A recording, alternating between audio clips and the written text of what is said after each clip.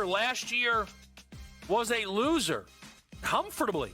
Jeremiah Smith in the regular season had 934 receiving yards, 10 regular season touchdowns.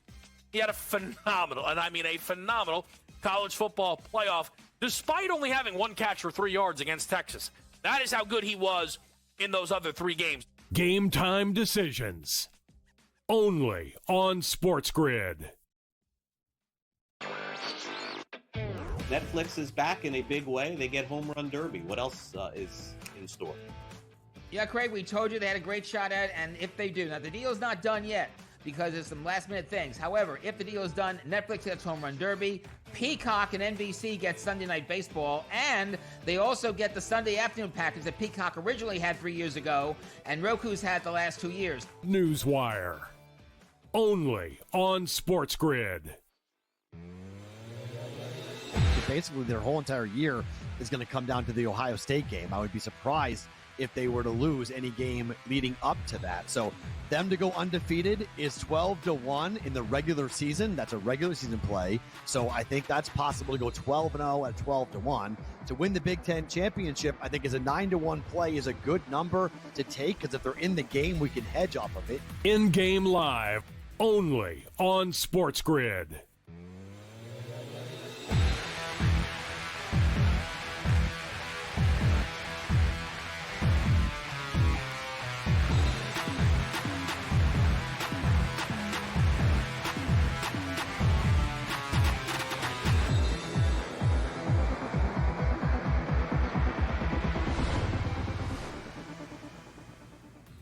And welcome in. It is in-game live game day on a Labor Day Monday evening. Scott Wetzel and Gabriel Morency for the next 3 hours here an hour earlier tonight because of the Labor Day holidays, 7 to 10 p.m. Eastern time as we continue to watch and analyze and bet on the world of sports. College football Chapel Bill, as they're calling it down in North Carolina. The debut tonight of Bill Belichick, of North Carolina head football coach. That should be a lot of fun. Little MLB. We got a U.S. Open play. Yannick Sinner, number 1 seed in action later on tonight. We got some CFL games. Well, one anyway, going on right now. We could touch on that. Decent number of baseball games with some playoff implications on the line with some of those. So a couple things we could put a couple shekels on, including a WNBA game as well. So my partner in crime for the next 3, Mr. Morency. What's going on, Gabe? How are you on this holiday weekend? Yeah, we're doing okay, Scott. We're ready to rock, as you stated. Chapel Bill is the place to be. Michael Jordan will be one of the many luminaries in the house tonight for Bill Belichick's debut. So much hype, and there's been so much talk about Belichick in the offseason. I'm curious to see, Scott, what kind of football team he has. What kind of style of football is he going to play? And, you know, he has the element of surprise coming into this game, Scott. He really does, right? There's no game tape. What game tape do you look at? Tom Brady? Like, seriously, what are you going to look at? Rob Gronkowski game tape? Like, what do you look at? You throw out Mac Brown's offense. And what are you going to do? You're going to say, well, let's look at what the New England Patriots did? So I really like the element of surprise that Belichick has here. Let us not forget, Scott, too. I don't know what it is about TCU because these games are scheduled so like, you know, far in advance, as you know. It wasn't like this was just booked. Oh, Belichick's the head coach. Let's play them. Sonny Dykes and TCU got Deion Sanders in his first game, Scott. Yeah. And you remember what happened there? Colorado beat them outright. It's amazing that it's TCU, of all the opponents, that they got Deion in the first game. It's not quite the same element of surprise because they had the Jackson State tape to look at. But I'm fascinated by this, Scott, the fact that TCU doesn't know what to look for. But I'll tell you what, we know what to look for from TCU. Josh Hoover's a hell of a quarterback. I like his prop over 285.5 passing yards. Tonight, I like him to go over 1.5 touchdown passes tonight as well. I think there should be some points on the board. Scott, Gio Lopez wins the starting quarterback position for North Carolina, former South Alabama quarterback. He's a good quarterback. I think there's going to be some points put up on the board in this game. A lot of people think, Belichick, and it's going to be some sort of slugfest, but I like the over, Scott. Yeah, I got a whole bunch of props for this game as well. We could break it all down. They kick off in about an hour or so, but it is weird, yeah, that they got Colorado with Dion and Bill Belichick here with North Carolina. So maybe that'll help them since they've been down this road before, the old, us against the world type of scenario for Son and Dykes and TCU. So we'll see. Should be a lot of fun, though, one way or the other. It's a winnable game, right? It's not a cupcake opponent for Belichick. But it's also, a winnable game if they were going to be halfway decent this year. So we just don't know what they are, right? We don't know. Right. I mean, I'm going to assume they're going to be. He's got 70 new guys. They could have been the greatest team in the world last year or the worst team in the world. It doesn't matter. I mean, 70 new players for North Carolina this year. Well, Mississippi State had 65 new players, and they put it together pretty quickly. The camps are pretty long, Scott, so Bill has had time to put this thing together. I've had a couple of people on my show over the last month or so that actually has been at the camp and have seen him up close. And everybody says that, hey, they're for real. They're going to surprise people. The goal is to make a good bowl game, not just a bowl game, but to make a good bowl game. TCU, like you said, not an easy opponent, but not an unbeatable opponent. Yeah. All right, 5 on the line. First segment, we always throw out the 5 best trends of games that are yet to get underway, so let us hop right to that this evening.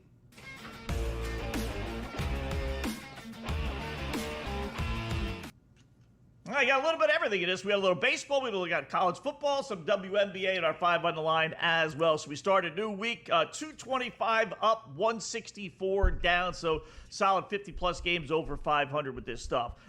Baseball, we'll start there. Number 5 as we go down from 5 to 1. Texas 7-1 their last 8, including 5 in a row. Naturally, I basically wrote them off last week, and naturally they go on a nice little tear here. So Rangers playing good. Arizona, mediocre. They're Arizona. So let's grab Texas plus odds tonight. Patrick Corbin on the hill. Trend-wise, say Rangers plus 124 at the Arizona Diamondbacks. Play number 4, Orioles 2-8. Their last 10 games, they've hit a funk here. They haven't been good anyway, but generally around 500 since the All-Star break. But over the last week and change, not very good. 2-8. So let's take San Diego. Surprisingly low number, only minus 154 at home against the last place Orioles.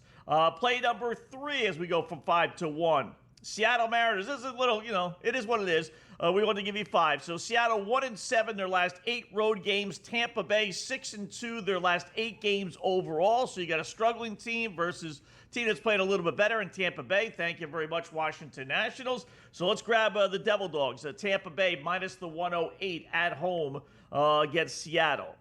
Play number 2, college football-wise. How about North Carolina? Now, I know, trends don't take into account new coaches, new players, 1 year for the next. Trend is just a trend, right? So do what you want with these things. But North Carolina, 4-16-1 against this spread their last 21 games. They were just a cash absolute non-cal with Mac Brown the last couple of years. So if you want to play that, then it's TCU tonight, minus the 3.5 at North Carolina. And that leaves us with only one, the creme de la creme, coup de grace, numero uno trend for tonight for trend bettors. WNBA action. LA Sparks on an 0-7 against the spread run. 0-7. So, boys, where are we going to go? You got it. Number 1 trend.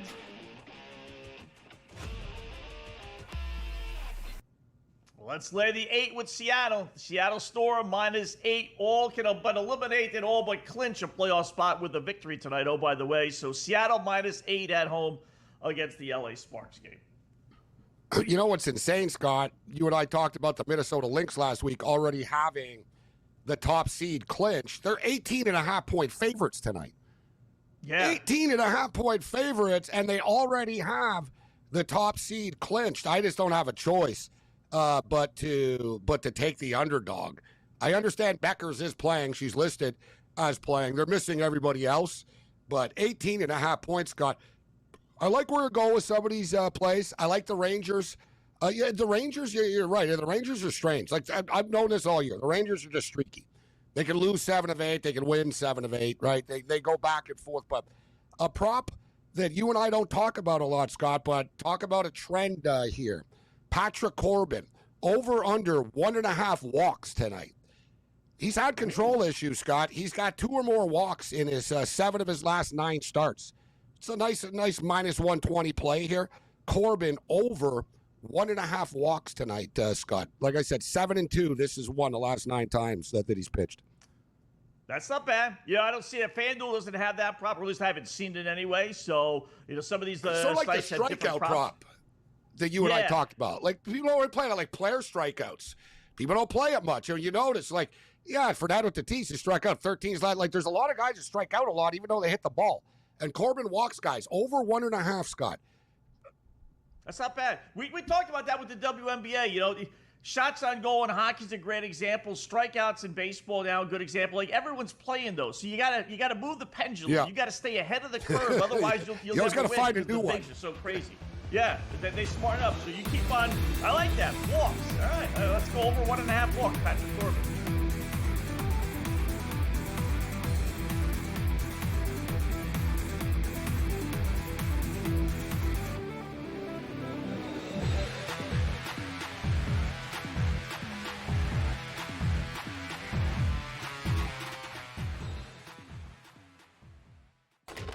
Enter into the magical world of McLuck.com, where even the smallest of spins can win real cash prizes. Adventure into over 1,000 of the best Vegas-style slot games. So what are you waiting for? Unlock your free welcome offer today. Join the fun where winners play and players win.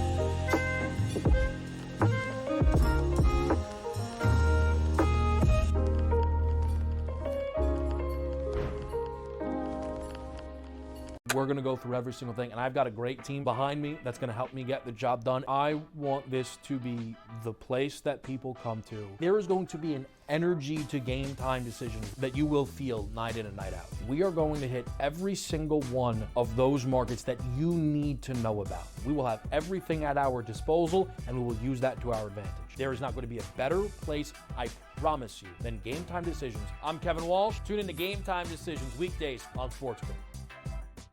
This is the moment every fan waits for. The countdown's over. The road to kickoff has begun. Play is here to stay. I'm not going to name names, Kevin. From win totals to player props, from division races to MVP debates, we've got eyes on every camp and data feeding 24/7, breaking down every angle across the league. Every pick, every edge, every line that matters. SportsGrid. Your road to kickoff starts now.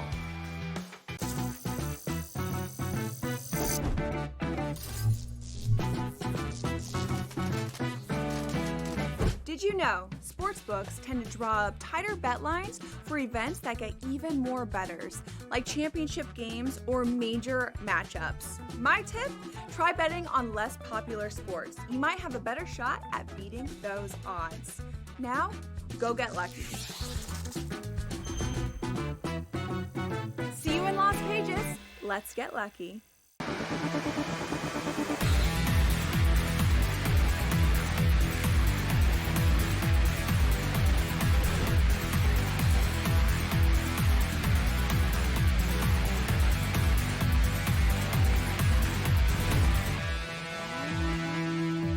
All right, welcome back in Game Live, Game Day here on the Grid. Scott and Gabe, hour number 1 here for 3 hours today. Just to recap our 5 on the line, as we always do, second segment. So 5 best trends. Texas plus the 1 and change, 124 or so at Arizona. Rangers 7-1 their last 8. San Diego minus the 154 against Baltimore. Orioles in a 2-8 slump. Tampa Bay minus the 108 at home against the Mariners, who have lost 7 of their last 8. TCU in college football minus the 3.5 at North Carolina, which is 4-16-1 against the spread their last 21 games. And then the final one, Seattle in the WNBA laying 8 against LA Sparks on an 0-7 against the spread run. Do have a decent little tennis play I want to throw out here, Gabe, but get your thoughts on this one.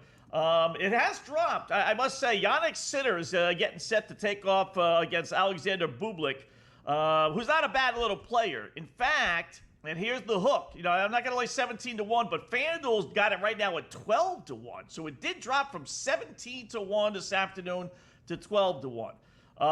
Here's the kind of hook. Sinner is 4-2 against Bublik this, in his career, but he lost his last match against him in June over at a tournament in Germany, which means, and 4-2 is, one time he had to retire in one of the matches, but he was trailing, I must say. So, point is, I think Sinner's going to take this one dead seriously after losing his last match. It's not going to be a walkover. He's not going to, he's going to take it for granted. So I like him laying the one, and I got a couple goofy bets. We're going to go Sinner minus 1.5 games first set, because I think he's going to come out flying, because I think he's going to be ticked off after losing to this guy, 2 months ago. So I'm going to grab Sinner first set minus 1.5 games, minus the 210.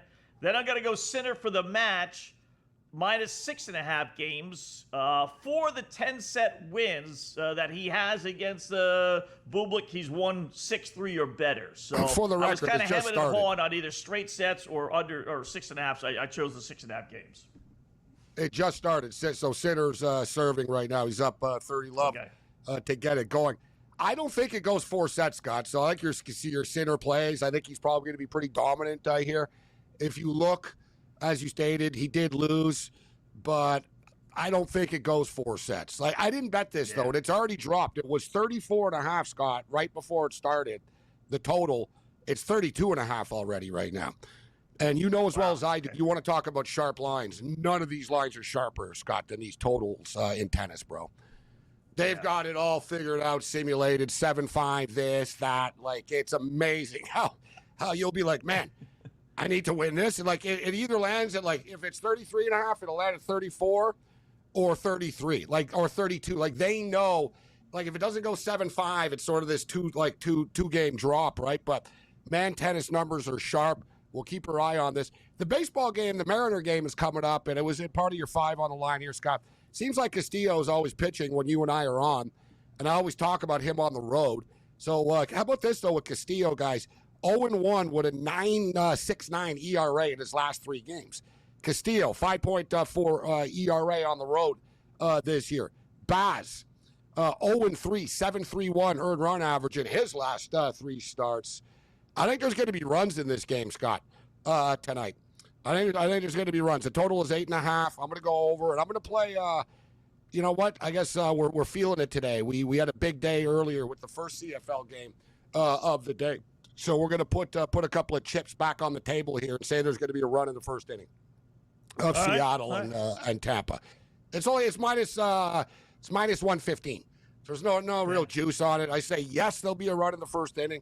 And I say over 8.5 runs in this Mariners-Rays game tonight. All right, I like that. I don't know what to do with the Seattle team, Gabe. I wanted to buy in. I did buy in a little bit, especially when I was ready to throw away Texas. I said, all right, they're going to be the new team, make all those trades, the starting pitching, bullpen's good, they're finally going to get over the hump. And they've blown every opportunity in the world. I can't believe we sit here literally a month after the trade deadline, and they're basically the same position they're in now as they were in a month ago. They didn't help themselves. With all the Houston Astros losses after losses after losses, this dopey Mariners team they just bit the bullet. They haven't been able to overtake them, and I don't know if they will. So I wouldn't be surprised if they lose 2 or 3 this upcoming stretch here against Tampa Bay. I mean, they want to be given a division, they just won't take it. They just won't take it. I thought Seattle. I bought in, Scott. I'm in the Pacific Northwest, so I get all the Seattle coverage. Seattle's my affiliate type of deal for all the networks. So I see, I get ambushed with this stuff, and I've always sort of tuned it out in the sense of they're the same Mariners all the time. But it was hard not to buy in midseason here. After the deal, they won 7, 8 in a row, 9 in a row. They're pitching, but you're right. All this baseball, and they're in the exact same spot that they were. And I'll tell you what, suddenly the Texas Rangers are right behind them now. Not only have they not, it's one thing, Scott, you know what I mean? It's all right, yeah, we're not going to win a division, but we're racking up wild card space. You know what I'm saying? Right. They haven't even done that. Like Texas are like 2.5 behind them now. And we see Texas get hot, bro, and they're damn good. Right? Yeah, they get cold, but if Texas turns, if they go on one of these 10-game win streaks, they're going to pass Seattle. Yeah. I don't know what it is about this team, Gabe. I mean, they have a supposed superstar in Julio Rodriguez, and I don't think he really is, but, he's a good player, obviously. Star, not a superstar. Let's call him a star. Yeah. He's a star. Exactly. Yeah. Yeah, right? They're having a superstar year out of another player in Cal Raleigh. They make all the trades that make sense. A once-in-a-generation year. You got 50 home runs from your catcher/DH here. You got, immaculate pitching. How are you not, you're still in the playoffs, so it's not a disaster, but it doesn't seem like they have that next gear, does it? And then, henceforth, Scott, if they get to the playoffs, do they have that next level? Sort of we talk about, we know the Dodgers have a next level, Scott. People can criticize the Dodgers. Yeah, wait till you play them in a playoff series and see how, they're not an easy out. You know what I'm saying? There's a next level. Seattle doesn't seem to have that next level. They've never shown it. Yeah. And you worry that if they actually make the playoffs, it's going to be such euphoria that they're going to have nothing left emotionally. They only be team never to make the World Series. They've never made a World Series. Only franchise in baseball history, guys, in the league that haven't made the World Series. Amazing. Even in Nationals. All right, in game one.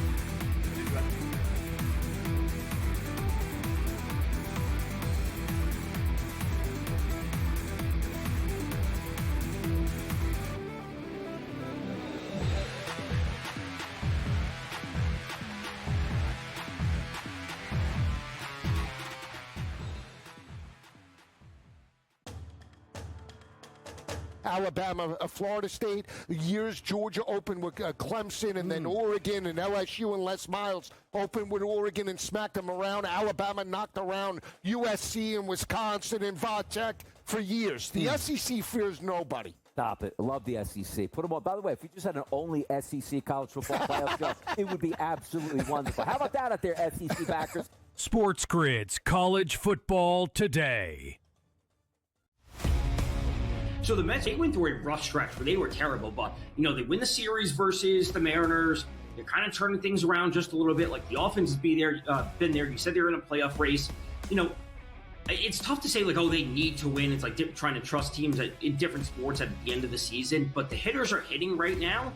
Lean into the Mets, lean into the Phillies. These teams have something to play for, and they're cooking right now. Pro Baseball Today, only on SportsGrid. I think what you saw last year is it's tough to say, it's projectable, but I do think it's something that when you're taking shots here, you're looking for a bye-week coverage wide receiver on your roster or a guy that has upside who's young enough to grow into more of a role. I think the development of Bo Nix was stunningly good last year. If we can build on that again this year, I think Marvin Mims is a really good selection as the 57th wide receiver off the board. Fantasy Sports Today, only on SportsGrid. What does he do after he hits the home run? He walks over to the fan and he pats him on the back and gives him a high five. This is the same fan that's been going after him for the entire game. Dave Roberts after the game saying, hey, look, every once in a while, it's kind of funny to see Shohei, who's got this wonderful personality that we almost never see.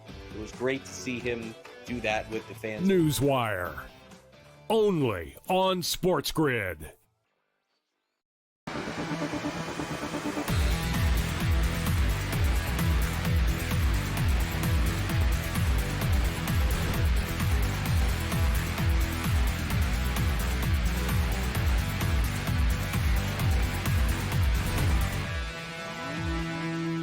All right, welcome back in Game Live. Game Day here on the grid. Hour number one, even though it's a pre-hour number one for our normal 8 to 10 p.m. show. Hour number one, third segment. You know what time it is. Little SGP, same game parlay time.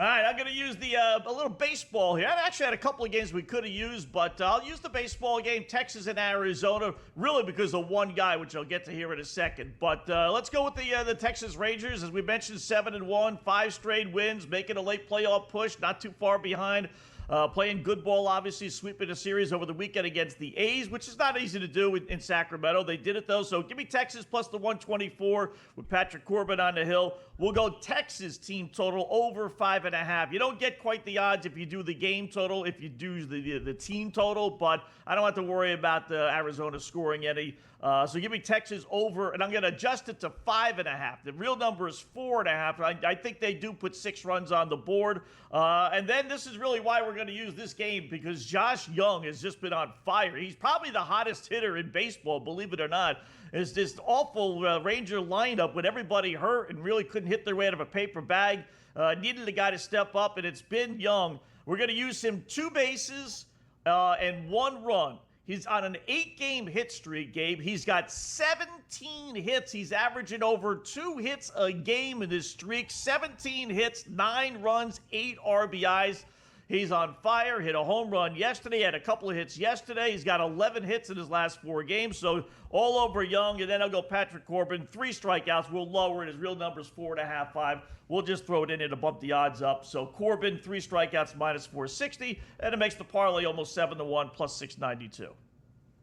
Well, I hope you hit your Corbin. This is interesting. You got Corbin over strikeouts. I got him over walks. So that's right. Yeah. We're all in. We're going to be right. very interested in Corbin's pitches this evening, watching this game. And like I said, the Seattle game's going off the board in a couple of minutes. I'm playing the over 8.5. I'm going to play will there be a run in the first inning. Going to find the inning props here and bang this up. But I'm excited for this football game, Scott. I know you said you got some player props for this. Like I said, Not everybody can player props. It's interesting. Not every state allows college player props. I don't know. Maybe it's like 50% or so, it seems. Sort of hit or miss. But Hoover, the quarterback of TCU, guys, this guy averaged. You could argue he's the best quarterback in the Big 12. He's good. People don't really talk about him, but he is really good, Hoover. And he's back. He averaged, he doesn't have some of the wide receivers, but he still, he averaged 312 passing yards a game. TCU throw the football.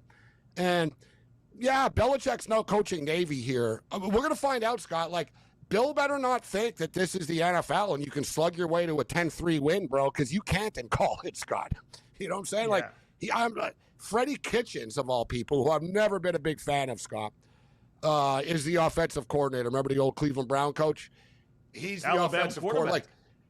I remember as the Alabama quarterback. Oh, yeah, old school.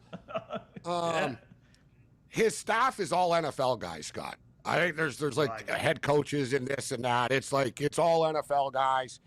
So we'll see. I would imagine they're going to be a run-heavy first team, but they still better be able to throw the football. Otherwise, they're going to get run out of the stadium against TCU because TCU are going to put points up on them. TCU gave up 25 points a game last year, Scott, but they scored 32 a game. As bad as North Carolina was even last year, they still scored 25 points a game. So I'm kind of looking. I think TCU are going to get into the low 30s, and we'll see what we get from North Carolina tonight. Yeah, I would be hesitant on playing Lopez's props. He's the quarterback for North Carolina. Kid came from South Alabama. He wasn't really that great at South Alabama. He was pretty good, but it had a quarterback battle, so I could just see him struggling maybe a little bit, and then him getting yanked, and maybe Bill using 2 quarterbacks. I'm much more confident in Hoover, as you mentioned. I like his touchdown props, Gabe, more than anything else. Over 1.5. He had 2 touchdowns or more in 9 of his 13 games last year, 9 and 4. So if they get in the red zone, they're going to be throwing the football. Win, lose, or draw, I think the kid does throw for 2 touchdowns. Like you said, he did it in 9 of his 13 games last year. So I like that prop most of all. I agree. I have it as well, Scott. I played Hoover over 1.5 touchdown passes, Hoover over 285.5. Might have been 86.5 top of my head, but 285.5. Passing yards. As far as Lopez, though, I think he scores a touchdown, Scott, tonight. Lopez is a good scrambler inside the 5 type of deal. I could see Lopez scoring a touchdown tonight. It's minus 110. All right, we'll talk more about it when we come back in Game Live Game Day here on the Grid.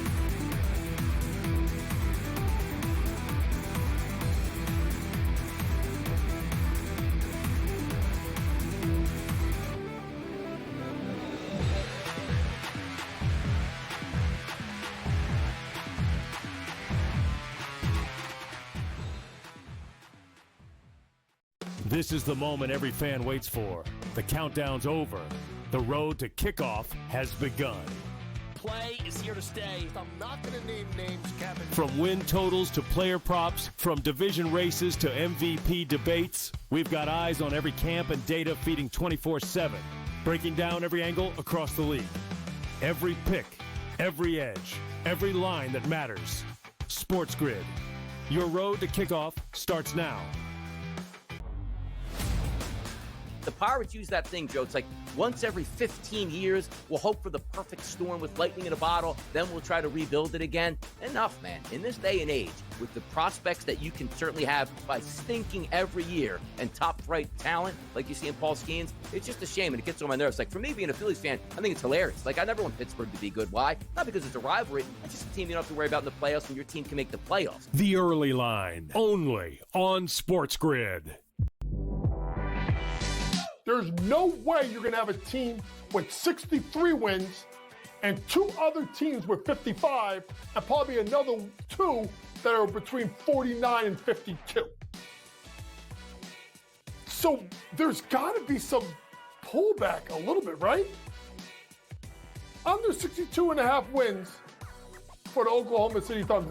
Betting above the rim, only on SportsGrid. The sharpest football contest show in the land, the Las Vegas Football Contest Show, focuses on Circa Sports Million, Circa Survivor, and the Westgate Super Contest, handicapping the games and releasing our contest picks every week of the season. With two former Super Contest winners, Brady Cannon and James Salinas, a former NFL player, Mike Pritchard, and over $1 million in contest prize money won combined, the Las Vegas Football Contest Show will have you prepared this season like none other.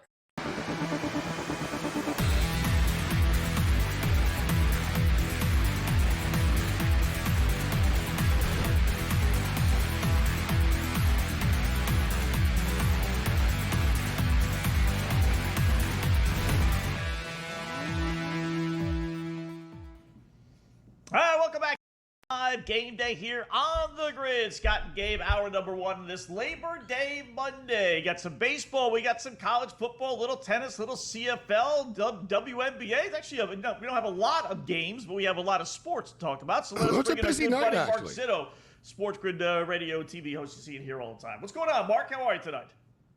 Gentlemen, happy Labor Day to you. Hope you're not laboring too much here as we get set for the final college football game of week one. I'm excited to watch Bill Belichick coach again because guess what, folks? He didn't forget how to coach football. Yeah, we're laboring on Labor Day. Thanks for joining us, Mark. But, hey, we're watching football, though. No, we're not going to cry about it, right? Right, so we're going to put some perspective. But I'm with you, Mark. So I don't want to put words in your mouth, but you just said you don't think he forgot how to coach. Getting 3.5. Some books have 4s up there, guys. I don't know if they're still up there, but I know somebody was posting some 4s earlier. And what I like, Mark, and I told Scott this, is the element of surprise. What game tape can TCU look at, Mark? What are they going to look at? Rob Gronkowski and Julian Edelman tape? They can't look at last year's North Carolina tape. And I also like, Scott and Mark, the fact that Belichick has had months for one opponent. A couple of weeks it'll catch up to them, but you got Bill Belichick just watching TCU tape all summer long. If his girlfriend let him. We hope. We hope. But what do you think, Mark? Well, look, there's a couple of things. Like you said, giving Bill Belichick multiple weeks to prepare for any opponent is always edge Belichick. It always will be. I don't care what the rosters look like. So he's had this TCU, game tape on TCU, and he studied it backwards and forwards, and he'll figure out a game plan that works for his team, particularly defensively. Not only that, it wasn't but 2 short years ago, this TCU team played a Colorado team that some people thought had way too much hype because of their coach a couple of years ago in the Open. They got smoked by Deion in Colorado. So edge coaching all around with Bill Belichick here and the Tar Heels. Look, this is a home game. It's a primetime standalone game. Last game of the weekend. You're going to get a good crowd in Chapel Hill. I'm not betting against 3. I'm not certainly laying 3.5 against Belichick. So North Carolina it is. Hey, listen, if you really wanted to go back further, you could go back to the national championship game with TCU and say the two previous biggest games that Dykes and TCU have played in, they got smoked in both. So if you want to go down that road. How about the over or the under, Mark? I had initially said under just because, man, we've seen a ton of college football unders, but you do a little bit more research and you're like, you know what, TCU's going to come out throwing the football all over the place. You don't know what you're going to get with Belichick, but if they fall behind by 2 TDs, you're going to have to throw the ball. Yeah, look, I more particularly, I've been playing a lot of these first half unders. Did it last night with Miami, Notre Dame. Did it with Texas, Ohio State. Just because, again, I think a lot of these coaches in these bigger matchups here in week 1 don't want to put their team and their quarterback at a disadvantage early by putting them in a hole and trying to take deep shots and doing 3-and-outs with punts and giving short fields to the other team. So I think they're all going to be very calculated early in this game. Now, if TCU's passing offense is good and the UNC secondary struggles, then, yeah, they could get out to a lead and it's problematic. But if passing is your thing, Bill Belichick knows how to figure out a way to get to the quarterback. So it's an interesting chess match from that standpoint. Scott, I brought this up last week, if you remember. And I said I like betting the number that the odds makers set more than what the public tells us. And the total of this was 59. 59. It's 54.5 right now. So, to me, it's like, all right, if it was 59, I'd be a little bit weary of it. You need a clean ride, right? It's like a horse, like race. You need a clean ride to get around the track to get to a 59, especially in week 1. 54.5 is manageable, guys, right? And this TCU, we talk about it. The TCU defense gave up 26 points a game last year. North Carolina still scored last year. They still put points up on the board. And we know, like I said, TCU score in the low 30s. They average 32 points a game. I expect TCU to get into that range, 27 at least. I'll call 31-27 North Carolina, guys. I mean, the question is, how much can North Carolina score, right? That's the real issue that you're dealing with as far as this We don't team. know their offense, Mark, right? Are they going to throw? Are they going to run? What are they going to do? Right. They only returned 6 starters on offense. One of them isn't a quarterback. So, how well can Michael Lombardi evaluate talent? How well can Bill Belichick, put all this stuff together? I don't know the answer to that, but the quarterback situation is going to be very interesting. If they can't move the ball early and often, I'm sure Bill Belichick, who's a great adjustment coach, will do something at halftime to change the course of that, which is, again, why I kind of lean to a first half under if you want to play an under for the game. To Gabe's point, as offenses get more adjusted and they get more reps and they do more things, they should be more successful in the second half. Do you take what happened over the weekend? ACC had, outside of Clemson losing, but, they had Miami winning last night. You had Georgia Tech winning. You had Florida State winning. Big 12 was also actually pretty good as well. Do you take anything in that into account on, what you're going to get tonight? No, I think, look, if you take anything away from this weekend, right, more than anything, look at all of these first-time starting quarterbacks, particularly at new schools, that really struggled, right? Alabama, their offense struggled with a new quarterback against Florida State. Notre Dame struggled offensively in the first half with a new quarterback. Arch Manning struggled. Julian Sayin even struggled, a ton here.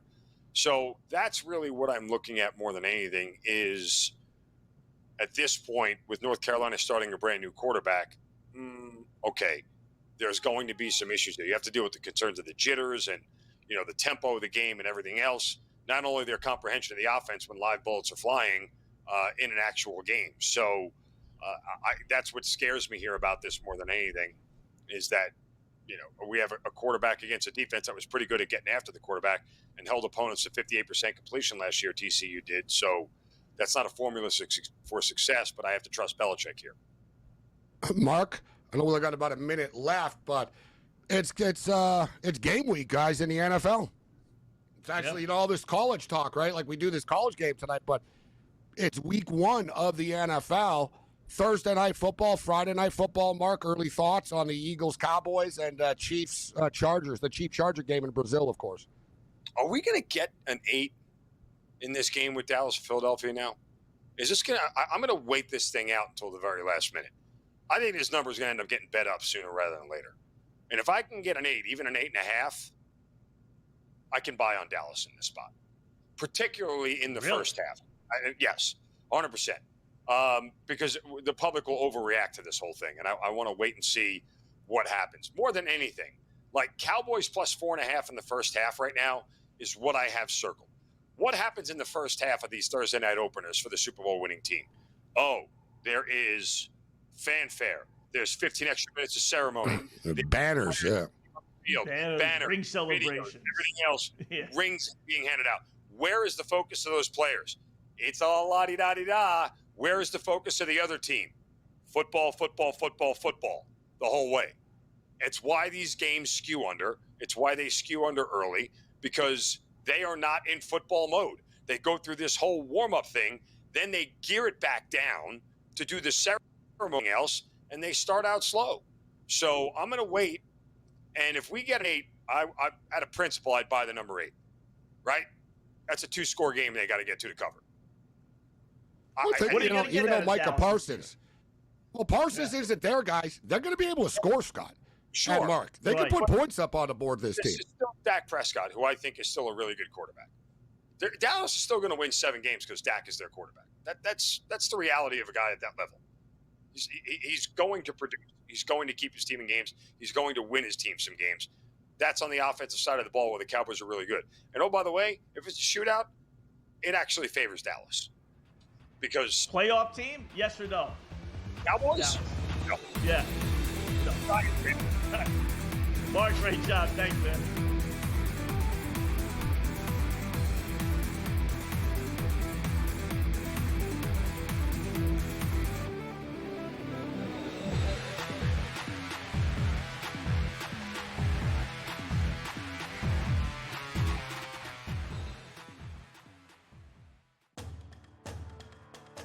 Alabama, Florida State, years Georgia opened with Clemson, and then Oregon and LSU and Les Miles opened with Oregon and smacked them around. Alabama knocked around USC and Wisconsin and Va-Tech for years. The SEC fears nobody. Stop it. I love the SEC. Put them on. By the way, if we just had an only SEC college football playoff show, it would be absolutely wonderful. How about that out there, SEC backers? SportsGrid's College Football Today.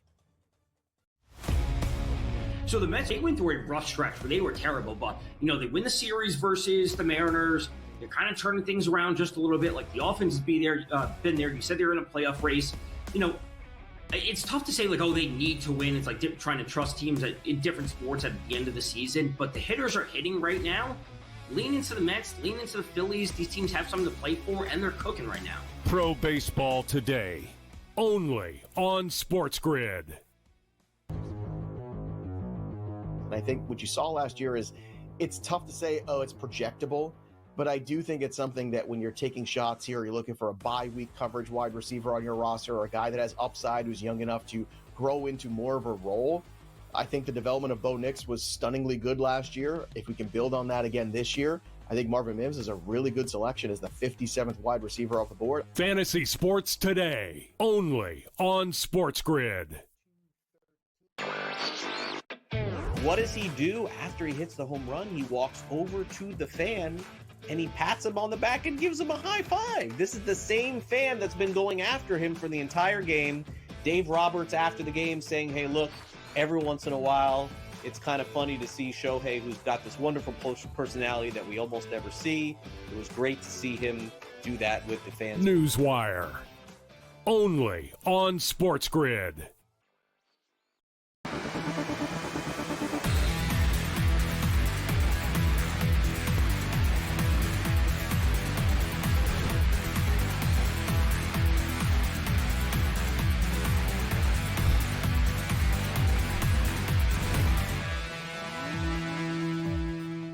Welcome back in Game Live, Game Day here on the Grid. Scott and Gabe, hour number 1 here till 10 p.m. Eastern Time, 15 minutes or so away from kickoff in North Carolina. Let's talk a little football, a little baseball, who knows what else with our good buddy Mo Khan, the voice really of Canada. TSN Radio, CBC TV's on with Gabe all the time. What's going on, Mo, Scott, and Gabe? How are you tonight?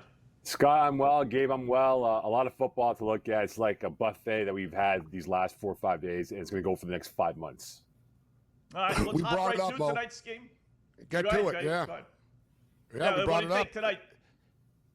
They lost to Colorado. Remember, TCU had the same spot, Tombo, where they got Dion in his first game. You got the element of surprise with Bill Belichick. Are you going Horned Frogs or Tar Heels tonight? I know it's 3.5, right? But I like TCU in this game. I really do. There's less questions. Remember, guys, when Bill got hired, he was behind the 8 ball with Lombardi trying to get the recruiting class in place, right, and trying to keep guys in before the portal. And going through spring camp, it wasn't the most smooth, serene direction that they had in trying to implement their systems. And look, it's opening night. It's at UNC. It's going to be a sellout at Chapel Hill. I think that they'll come out guns a-blazing. But for Bill Belichick, really, it's not the instant oatmeal he wants. He wants that long-term cooking operation to be smooth, maybe not week 1, but weeks 5 and 6 and beyond here. And I think TCU, under Coach Dykes, I think his offense is much more in place. There's less questions coming into this game here. And they know, like 2 years ago, guys, Dion and the boys came down to Fort Worth and took him out, right? And he knows what the hoopla is going to be like. I think TCU has the chance to win and set their schedule going in the right direction in the Big 12. Mo Rain's on the party. Yeah, I know, right? This line kind of like, I had the same thinking, Mo, with Georgia Tech and Colorado. Gabe and I were doing a show. Whereas the whole time I wanted to bet Georgia Tech, and then I saw the line, I'm like, fudge. I thought they would be like pick them. Instead, they were 4.5, 5-point favorite, right? Same thing here. I want to bet TCU, but boy, that hook, I don't generally let that scare me, but laying 3.5 on the road is tough to do. It is. And no, college football is one of those sports, guys, you guys know very well, right? If you're a road favorite, not the easiest to go in any barn, right? Whether it's Clemson, Florida, points in between, Alabama, you can talk about whichever stadium it is.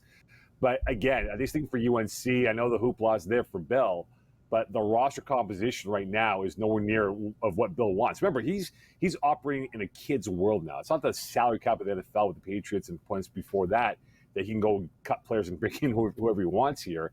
I just think now for the Tar Heels moving forward here, they might pull away the win, but I don't think so. I think Sonny Dykes and this Horned Frog team is a lot more calm, more relaxed coming to this game than what UNC has right now. Scott, you said you had some props. Might as well throw them out there as long as countdown to kickoff is on right now. I said I'm playing Hoover over 1.5 touchdown passes. You're doing it as well. I like that play. I'm going Hoover over 285.5 passing yards tonight, and I'm going to play Gio Lopez to score a touchdown this evening. I think Lopez will scramble for a touchdown for the Heels, and I'm also going to play their running back Grouse to score a touchdown. That's like minus 175. I'm not betting against Bill, guys. Give me the plus 3.5. I'm signing up for duty at Chapel Bill. Plus 3.5, and I'm going over the 54.5/54. I'm going to buy a half point, Scott, make it 54. Mm-hmm. How about this one, Mo? How about Gauss, the running back for North Carolina? Right? I get it. He might get more carries this year, but his number tonight, 67.5. He's only had that one time, and that was opening day last year when it was a blowout. He got a bunch of carries. So I'm just a little hunch. It's going to be running back by committee. See, I'm going to do, like Gabe and I were talking before you came on, but what do you get out of Belichick, right? Well, I mean, you can't scout him. He hasn't been in college, so I'm going to use a little bit of what he did, with the Patriots, which to me is running back by committee, and he's going to use, 2 or 3 running backs. So I'm going to go under him. What do you think? I think it's going to be over. I think the pass game is a little bit suspect right now. And I think Goss is going to put up some numbers in this game here. And you brought up the running back by committee. Remember in 2004, Corey Dillon, they ran the ball with Corey Dillon, right? Because they didn't have a passing game. Well, they did, but they did it with Tom Brady at the quarterback position. I just think now, just trying to get themselves established, I think UNC wants to become a run team first here and kind of get that going. Because really, again, as I said before, Bill came into this whole track meet behind the 8 ball in the recruiting world and couldn't get the best guys out there. Still trying to figure out his quarterback position. They got the 4-star recruit they got back in February. But again, I just think right now for Bill and this offense here, it's going to be maybe a ground and pound and maybe a low-scoring effort in game number 1. There's a lot of that, Scott, with TCU, too. You look at the touchdown scores and you look at their numbers last year.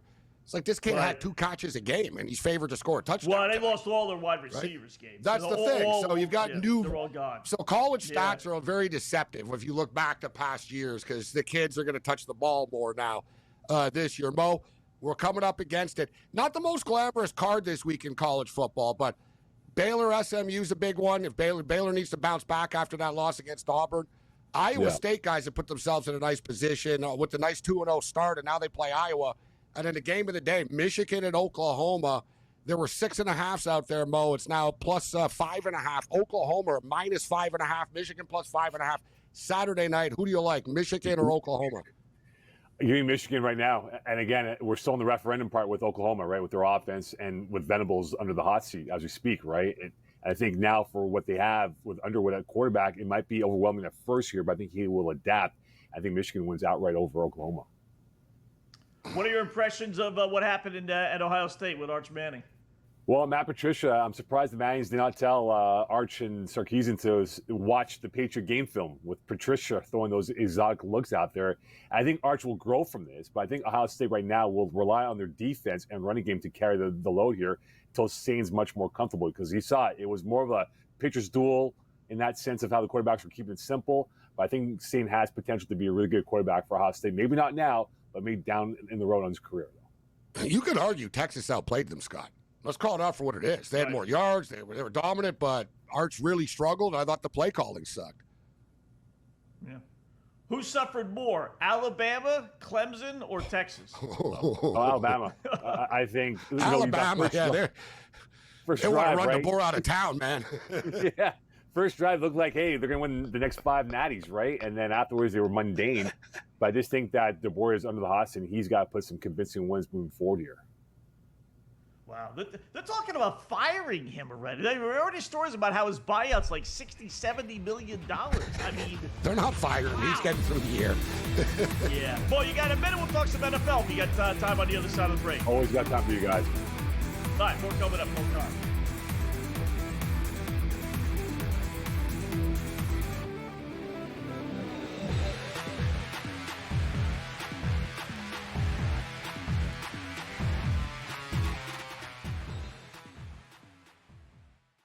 This is the moment every fan waits for. The countdown's over. The road to kickoff has begun. Play is here to stay. I'm not going to name names, Kevin. From win totals to player props, from division races to MVP debates, we've got eyes on every camp and data feeding 24/7, breaking down every angle across the league. Every pick, every edge, every line that matters. SportsGrid. Your road to kickoff starts now. The Pirates use that thing, Joe. It's like once every 15 years, we'll hope for the perfect storm with lightning in a bottle, then we'll try to rebuild it again. Enough, man. In this day and age, with the prospects that you can certainly have by stinking every year and top-flight talent like you see in Paul Skeens, it's just a shame, and it gets on my nerves. Like, for me, being a Phillies fan, I think it's hilarious. Like, I never want Pittsburgh to be good. Why? Not because it's a rivalry. It's just a team you don't have to worry about in the playoffs, and your team can make the playoffs. The Early Line, only on SportsGrid. There's no way you're going to have a team with 63 wins and 2 other teams with 55 and probably another 2 that are between 49 and 52. So there's got to be some pullback a little bit, right? Under 62.5 wins for the Oklahoma City Thunder. Betting above the rim, only on SportsGrid. The sharpest football contest show in the land, the Las Vegas Football Contest Show, focuses on Circus Sports Million, Circus Survivor, and the Westgate Super Contest, handicapping the games and releasing our contest picks every week of the season. With 2 former Super Contest winners, Brady Cannon and James Salinas, a former NFL player, Mike Pritchard, and over $1 million in contest prize money won combined, the Las Vegas Football Contest Show will have you prepared this season like none other.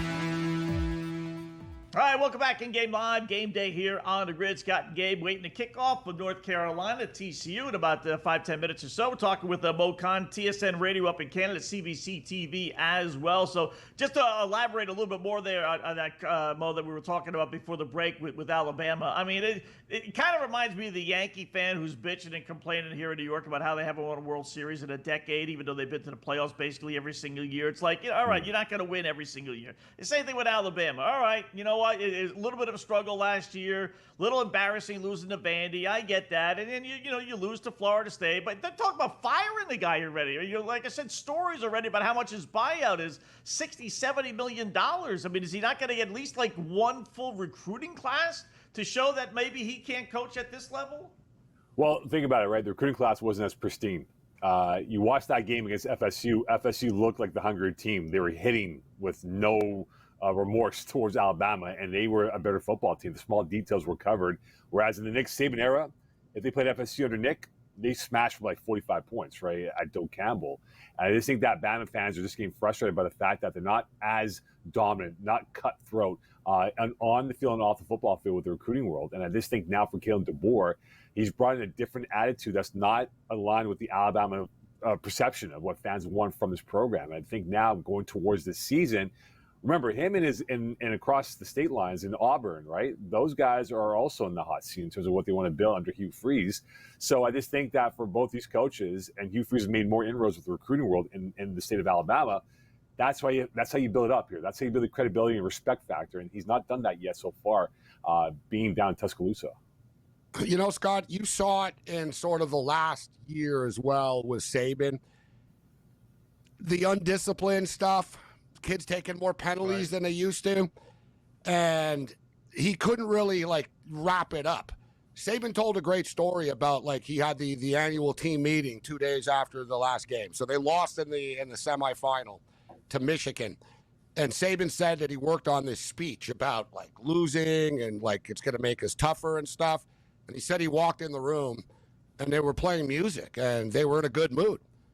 And he said that all of them, to pretty much a man, were all about, listen, I've got 5 schools offering me this much money, coach. So can you guys top it?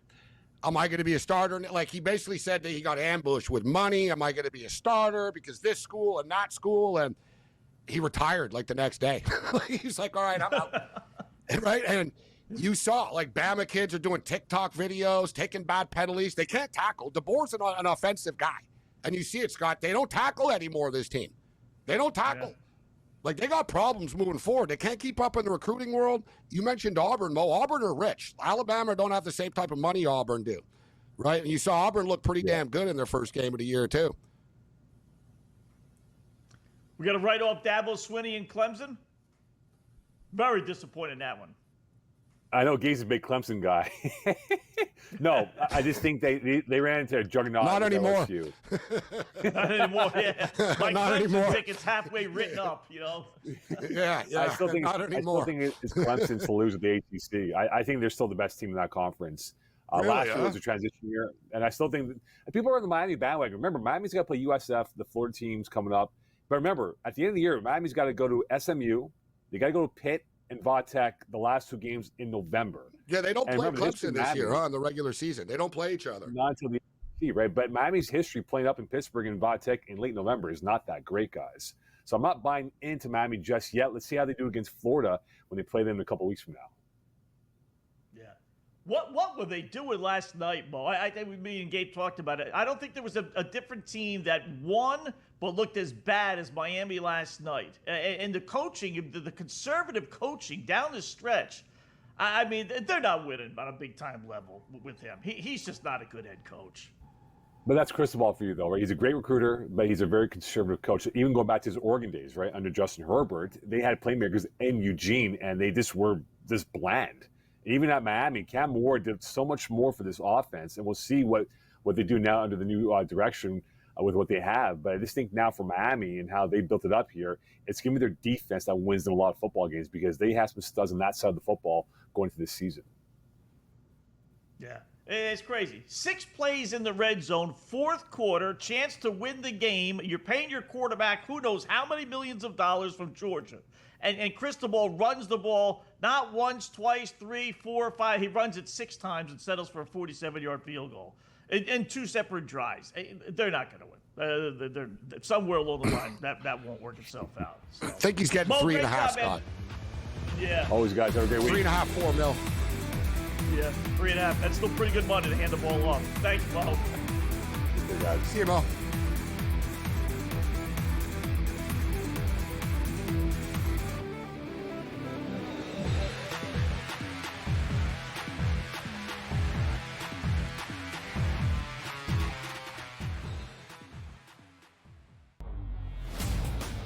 The NFL's heaviest player in history cut by Tampa. His name was Desmond Watson. Did you see any the highlights? His highlights were walking up and down the field as opposed to doing gassers, and that's how he was supposed to lose weight, Joe. How about that?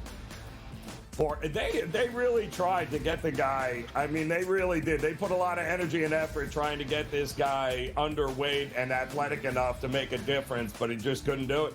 The Early Line, only on SportsGrid. That number last year was a loser, comfortably. Jeremiah Smith in the regular season had 934 receiving yards, 10 regular season touchdowns. He had a phenomenal, and I mean a phenomenal, college football playoff, despite only having 1 catch for 3 yards against Texas. That is how good he was in those other 3 games. Game time decisions, only on SportsGrid. Netflix is back in a big way. They get Home Run Derby. What else is in store? Yeah, Craig, we told you they had a great shot at it, and if they do. Now, the deal's not done yet because there's some last-minute things. However, if the deal is done, Netflix gets Home Run Derby, Peacock and NBC get Sunday Night Baseball, and they also get the Sunday afternoon package that Peacock originally had 3 years ago, and Roku's had the last 2 years. Newswire, only on SportsGrid. Basically, their whole entire year is going to come down to the Ohio State game. I would be surprised if they were to lose any game leading up to that. So them to go undefeated is 12-1 in the regular season. That's a regular season play. So I think that's possible to go 12-0 at 12-1. To win the Big Ten championship, I think is a 9-1 play is a good number to take because if they're in the game, we can hedge off of it. In-game live, only on SportsGrid.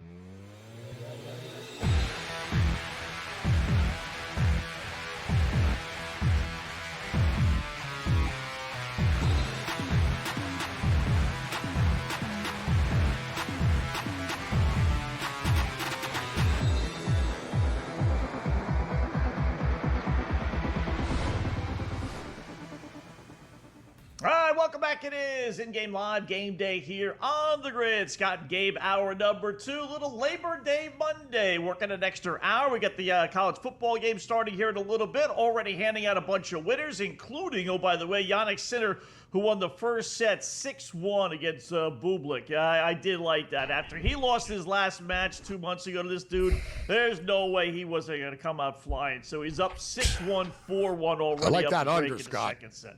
Yeah, Under that 34 and a really half. good, Oh, that's wow. yeah.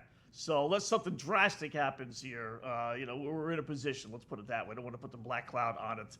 Speaking of the black cloud, got a pretty good play for our black cloud play of the day.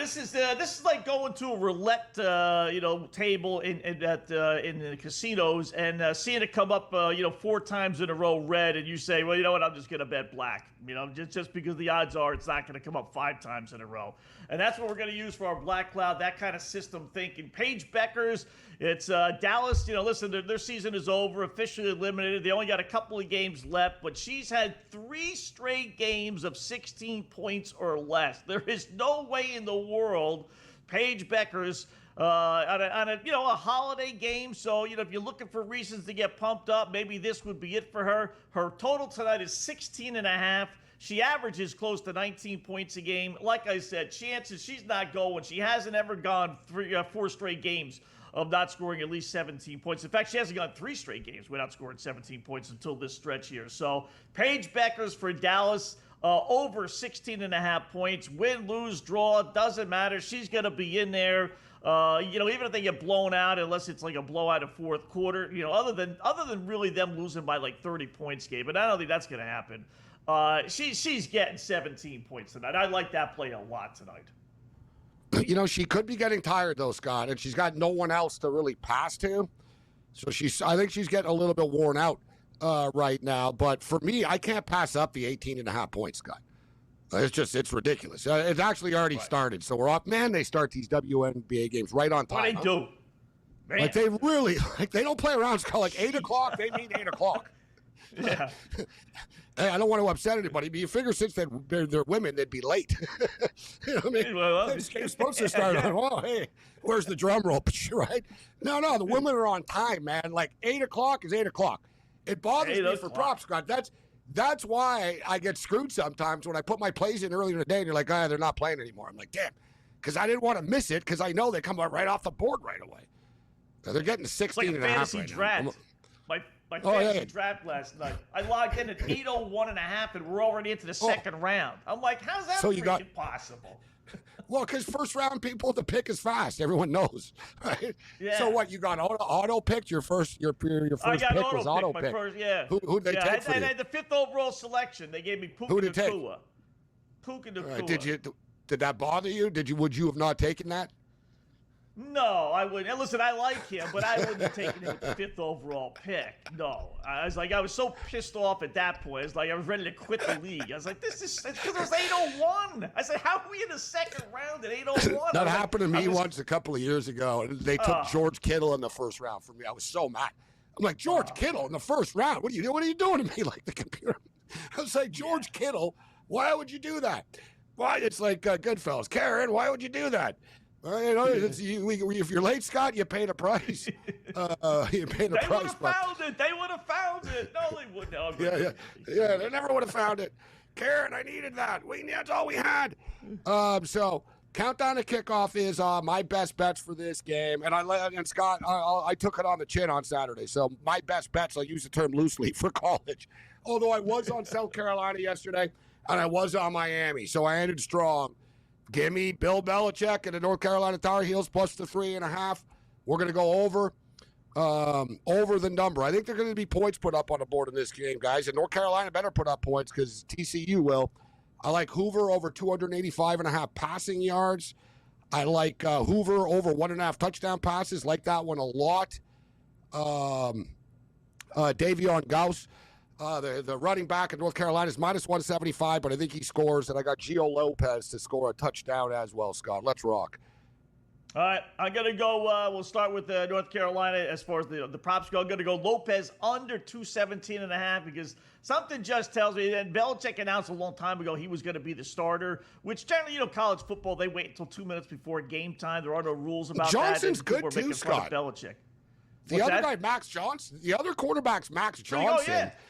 I don't know if he wasn't healthy through camp or something because technically you could argue he's the better quarterback than Gio Lopez. Like Max Johnson played like at LSU and Texas A&M, bro. Like he's played at big-time schools. That's right, yeah, Texas A&M. I remember at LSU, but Texas A&M, you're right about that. You got hurt last year, like game number 1. And that's why, Gabe, I tell you, I don't quite get how these coaches get these players outside of maybe paying them. But if you throw that out the window, it's like, you hear it all the time. There's like 5,000 quarterbacks going to a school. It's like, what are you telling these players? Why would you go? When you know there's 2 or 3 other like 5-star recruits already there? I don't. Why would you do that, right? Even with Belichick, like the type of player he's going to get is not everybody. So from it's pretty. From what I understand, right. Belichick, he's got a lot of coaches' sons. You know what I mean? High school coaches' sons. He's got the hard-nosed players. Like, if you're a diva, you're not playing for North Carolina, right? Like, just to be right. But this is Scott. This is a step up from playing for Navy and Army. You know what I mean? With Belichick, but this is a serious operation he's running. This isn't like the Miami Hurricanes and like and stuff where the players are just, dancing around everywhere. But it'll be interesting, Scott. Belichick can't be too hard on us. I'm hoping that he comes out with flea flickers and surprises us. We just kicked off, Wetzel. Let's rock and roll. North Carolina, get the ball first. Do we take North Carolina money line right now? They're only plus 140. That's the problem. I want more. It's not very much. Huh? Plus 140 at plus 3.5. Usually it'd be like plus 165 or something. I'm still going TCU. I'm going to lay the 3.5. I don't like it. I really don't like laying that hook, but I'll take my chances if I like the team to win that they're going to cover. So I like that. I originally, like I said, I did like the under originally, but I do think we're going to get some points. And I'm playing that Hoover and 1.5 touchdown prop. I do like that. And of all of them, I'd be real surprised, win, lose, or draw, if this kid doesn't throw for 2 touchdowns because he's a 4,000-yard throw. Oh, I agree with you totally. Totally agree with you over one. Interesting, Scott. They just put the graphic up. Gio Lopez is the first time Bill Belichick has ever had a left-handed starting quarterback before. Yeah, but Bledsoe. On the Patriots, though, there was one of those backups was a lefty. I forget, what was it? Scott, what was his name? Scott, not your name, Scott. His first name was Scott. Yeah. Scott Z something. Zoffler. Oh, Zolak. Scott Zolak. Scott Zolak. Thank you. He was a left-hander off the top of my head. Yeah. Was he there when Belichick was there? Probably. Right? Belichick was there. I think so. One of the backups. But first time he's ever had a starting quarterback, left-hander. Yeah, that's probably he didn't play. So, all right. In fact, the other kid's a lefty too, from what I was reading.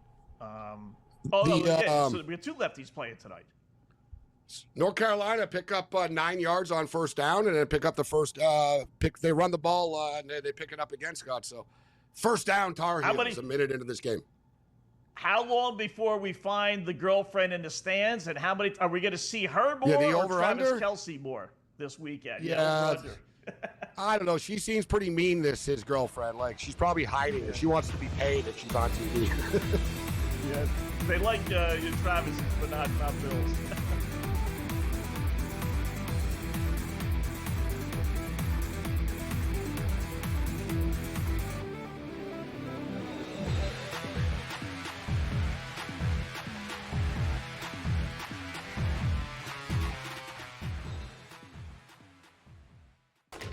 Enter into the magical world of McLuck.com, where even the smallest of spins can win real cash prizes. Adventure into over 1,000 of the best Vegas-style slot games. So what are you waiting for? Unlock your free welcome offer today. Join the fun where winners play and players win.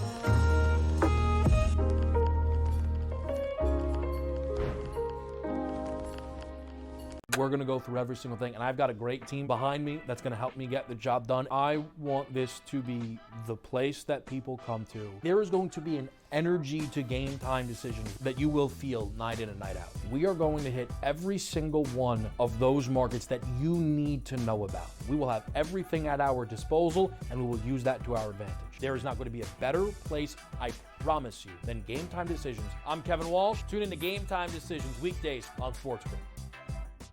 This is the moment every fan waits for. The countdown's over. The road to kickoff has begun. Play is here to stay. I'm not going to name names, Kevin. From win totals to player props, from division races to MVP debates, we've got eyes on every camp and data feeding 24/7, breaking down every angle across the league. Every pick, every edge, every line that matters. SportsGrid. Your road to kickoff starts now.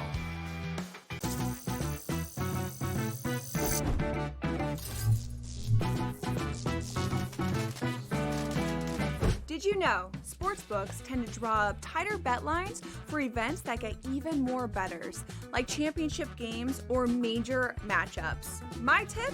Try betting on less popular sports. You might have a better shot at beating those odds. Now, Go get lucky.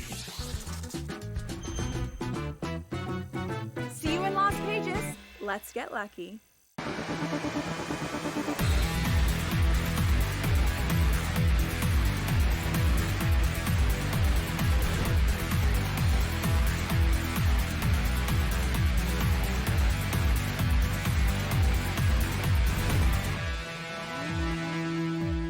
All right, we got one in.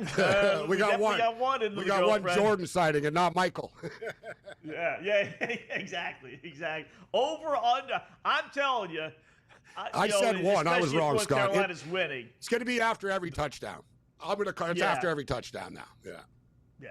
I'm sure the producers told the cameraman. She gets the Taylor Swift treatment, man.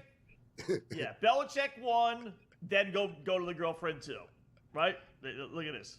Yeah. They went right away too. Hey, Scott, touchdown, Bill. They went right to her. Yep. Yeah. She's dressed conservatively tonight, just for the record. There's Jordan. They show Jordan. By the way, look at that. You got Lawrence Taylor, Roy Williams, and Michael Jordan. You want to talk about a badass suite? Yeah. My God. That's pretty cool. They're together. Right? Michael Jordan, Roy Williams, and Lawrence Taylor are watching a game together right now. Wow. No cocaine there. So, by the way, nothing for nothing, right? You said she dressed conservatively. How many times did they show the girl, the woman, whatever, last night in the bikini top in the Miami Notre Dame game? Oh, from the crowd shot? Yeah, they found her with the sign. Yeah, they got her. Yeah. You can tell to the camera. They did that by accident. No, the thing is, it's like we get it, cameraman. You like her. Like, you know what I mean? Right, Find another girl in the stands. Because every time, you know why, Scott? Point blank, you got an eye like I do. I notice all these things. It's because she had a bikini top on.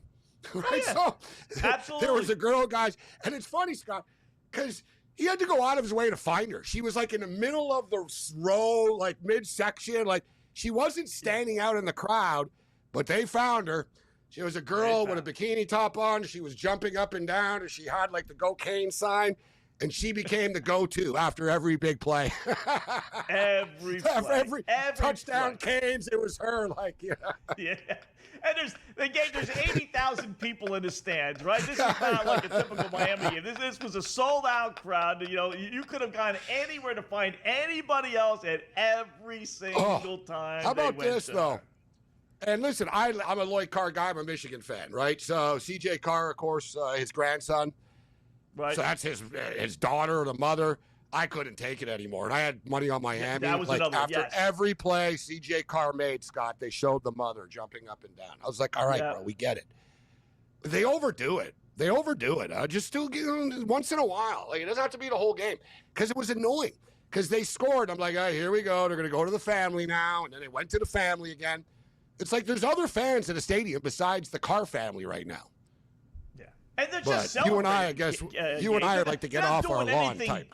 Like if they were throwing popcorn or being upset and then making it was just her then clapping. Let's go sing. They're just jumping and clapping. Yeah, I mean, they're not, what do you expect them to do, right? If they were sitting there, you'd make a story because they're not and really it also too emotionally threw me off, involved. Scott.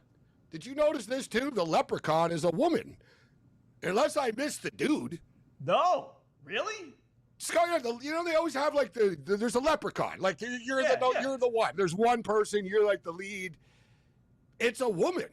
They kept on like, where's the dude? And listen, I got no problem with having a woman leprechaun, but where's the dude? You gotta have one dude, guy. Like, you know what I mean? Like, yeah. Like, where's? I don't know if she won. I gotta look into this. Did she win the leprechaun battle? Like usually there's a leprechaun. He walks around the sidelines getting the crowd fired up, you know? Yeah. I noticed the woman won last night, but I didn't see a man win. Wow. I didn't know they had a woman one, to tell you the truth. I'm a Notre Dame fan. So it shows you a little I know. I'm gonna look it up later. It's gonna bother me. Lady Leprechaun. Is this the first or something? We gotta Google that to see what the deal is with that. So what's the total now? 7-0. 6-7 plays tops to go 83 yards, 6 plays, 7 plays, something like that, right? Immaculate drive. Boom, boom, boom. Couple of runs, big pass, got it in. 58.5 now, Scott. Is this the beginning of a track meet? That was a pretty fast look. We're at 10:55 only. That was pretty fast. Yeah. Well, the concern, right? We both think TCU's going to score, right? I don't have too many questions about that. It was all about whether North Carolina would. And not that I really doubted that, but, that was the concern, whether Belichick was just going to run the ball. But he came out throwing. So 58.5, you 7-0 lead, 4 minutes in, 5 minutes in. I'm jumping in. I would jump in. Yeah. We're here to bet. I just clicked it. I'm in. Yeah. I just bet it goes to 57.5. God, I lost a point, Now Scott. I'll take TCU as well. I'll take TCU Oh, plus TCU. the 104. Yeah. You're getting plus 1.5 TCU now. Yeah, I see the same number. North Carolina minus 1.5. I got a 57.5 now. Yeah. So, all right. Now we'll see what Hoover's throwing the ball, what's a Scott. successful year for North Carolina for you? 7-5 bowl? Are you challenging for the ACC championship? What would be okay? Not bad, Bill. Their win total is 7.5. So I think that's sort of the barometer. Success would be 8, but yeah, I say success is 8-4 or better, Scott. 8-4, 9-3. Right. And that's kind of what I expect from this team. Oh, the big boys. They beat let me see what this. Dude, the ACC's not on, what's their schedule? The ACC's not impossible, to navigate through, right? Right. Let me see what this would be a big win for their win total. You and I talk about it. College football win totals all comes down to one game all the time, right? It's just that that little, you win that. If you win a game, you're not supposed to. You're going to win your bet. If you lose a game, you better win one back type of deal. It's it sort of goes like that. But North Carolina up next. They got Charlotte up next, Scott. All right, that's a win. Then they host Richmond. That's a win. Then they go to UCF. I watched UCF, Scott, because I had them in a moneyline parlay the other night on Thursday. They did not look very good. Look good. No, Scott. They only have 4 back guys, but they did not look good at all. They were lucky to beat. Who were they playing? They UCF versus Jacksonville State, who were starting over. They lost Rodriguez and they lost their players. So that's a winnable game for them. Then they host Clemson. At least they host it. They go to California, winnable game. Host Virginia, winnable game. Go to Syracuse, winnable game. Beat Stanford, Wake Forest, who really struggled to win in week 1. Then you get Duke and NC State. It's not undoable, Scott, if you look at their schedule. Yeah, they got no Miami, no SMU, no Florida State. Clemson is the only one. And they host Clemson. And they host them. Yeah. If they're as good as that first drive, 9-3, 8-9, maybe knock it off Clemson. Yeah, good half. All right, keep live.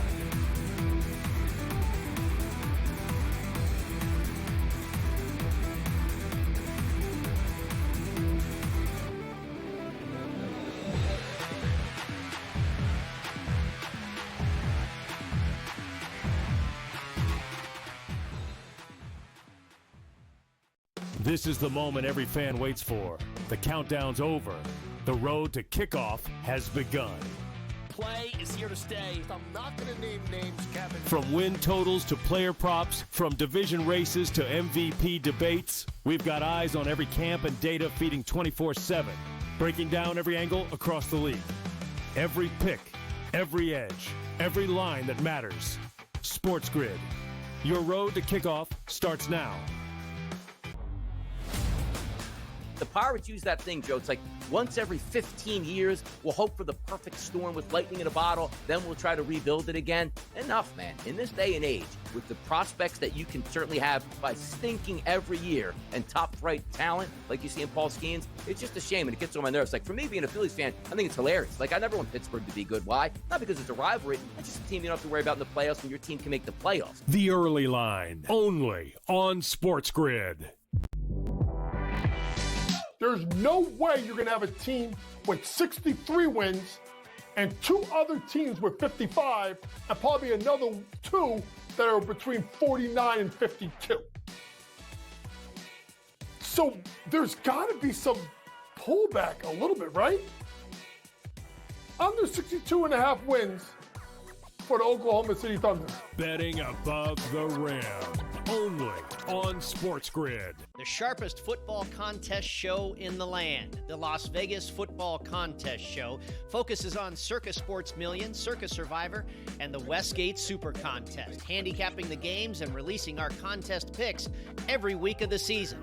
with 2 former Super Contest winners, Brady Cannon and James Salinas, a former NFL player, Mike Pritchard, and over $1 million in contest prize money won combined.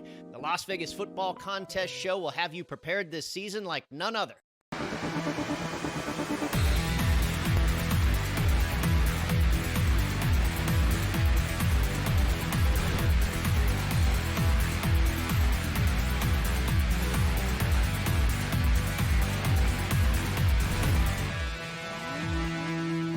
All right, welcome back in Game Live. Game Day here on the Grid. Scott and Gabe, hour number 2 here till 10 p.m. Eastern time. So 1 more hour to go after this hour. So a little college football. So nice job by North Carolina.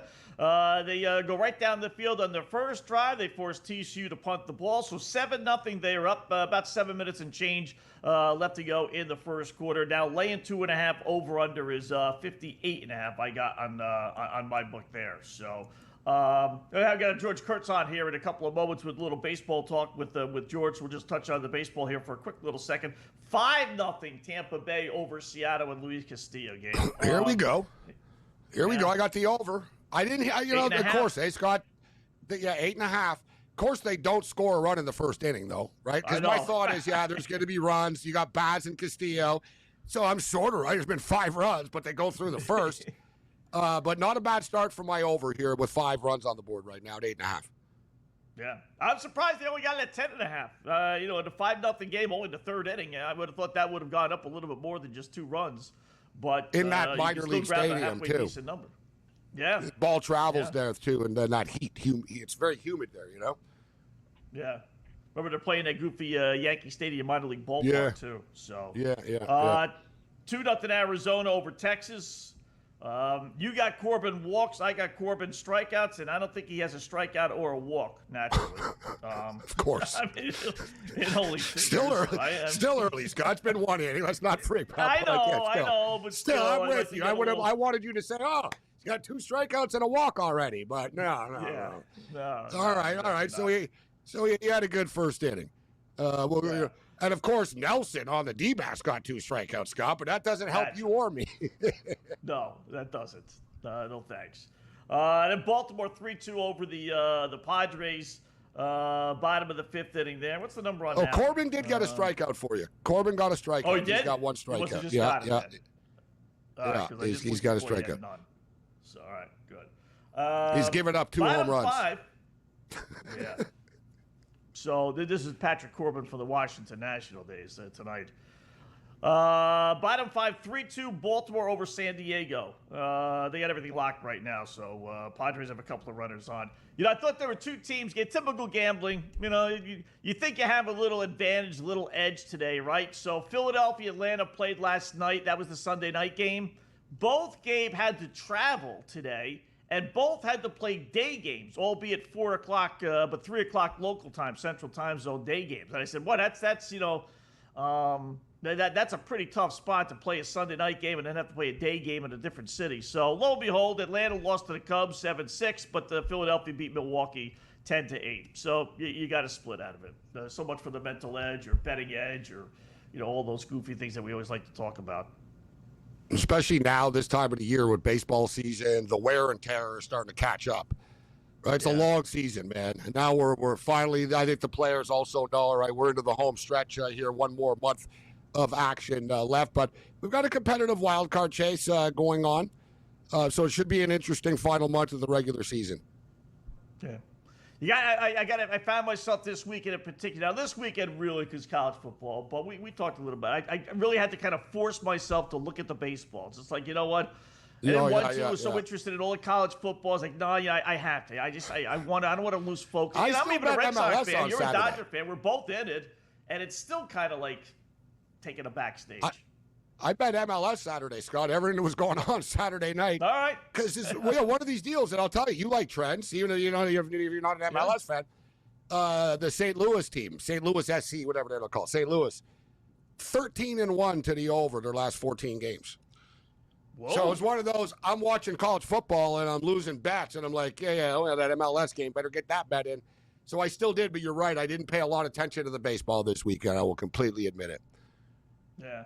It's tough when you have so many sports and so many things. And that's what happens, right? You have fun betting the college football, and then there were a couple of WNBA bets that I didn't make. It's like, yeah, well, whatever, But I looked at the scores at the end, like, oh, fudge. I would have had. How many times have we done it? Even though we're supposedly supposed to be smart, but how many times have you done it where all week you're killing the NBA or the NHL or baseball, and then the weekend you only bet football and lose, and you're like, all week I was winning with that, right? And I could have just kept on going. Instead, I ended up losing because I changed sports. I wish they would shut all the books down on weekends, Gabe. If I just calculated what I did and made Monday through Friday and then didn't bet at all on weekends, I'd be ahead of the game. And the weekends is when the bad decisions happen with the bigger units and, the chasing. I took UCLA on the money line on Saturday. Trust me, it didn't go well. Oh, so did I. I had the over, though. I must have been lazy. All right, Gabe, George Kurtz coming up next.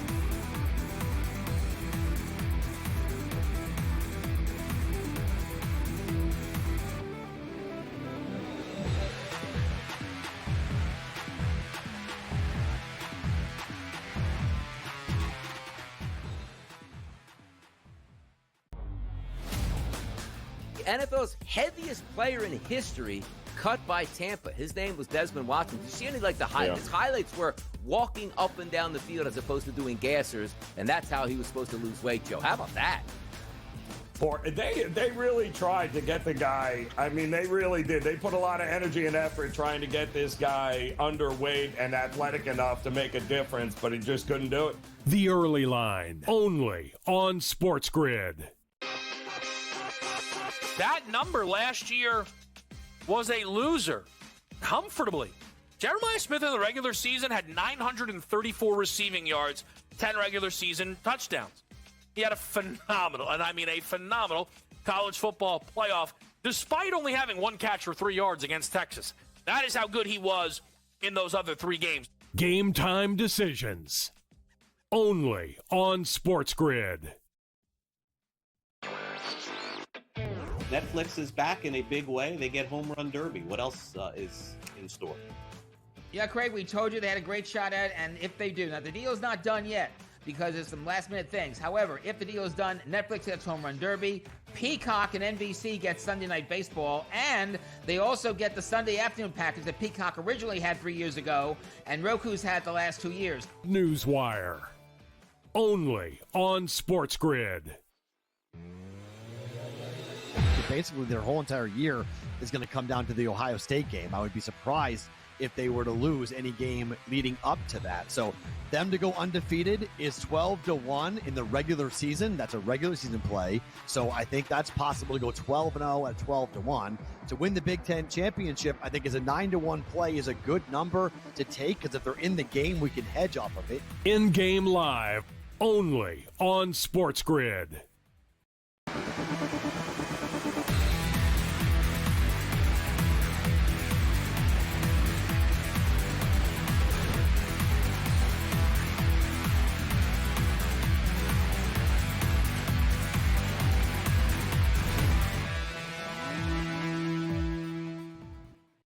All right, welcome back in Game Live. Game Day here on the grid. 8:32 Eastern Time. College football, little baseball. NFL season starts on Thursday. Let's talk it all with our good buddy George Kurtz, SportsGrid radio TV host. You see it here all the time here on the grid. Not yet. All right, we'll get to George in a moment. So that'll give us a chance to update the college football since he's not really a college football guy.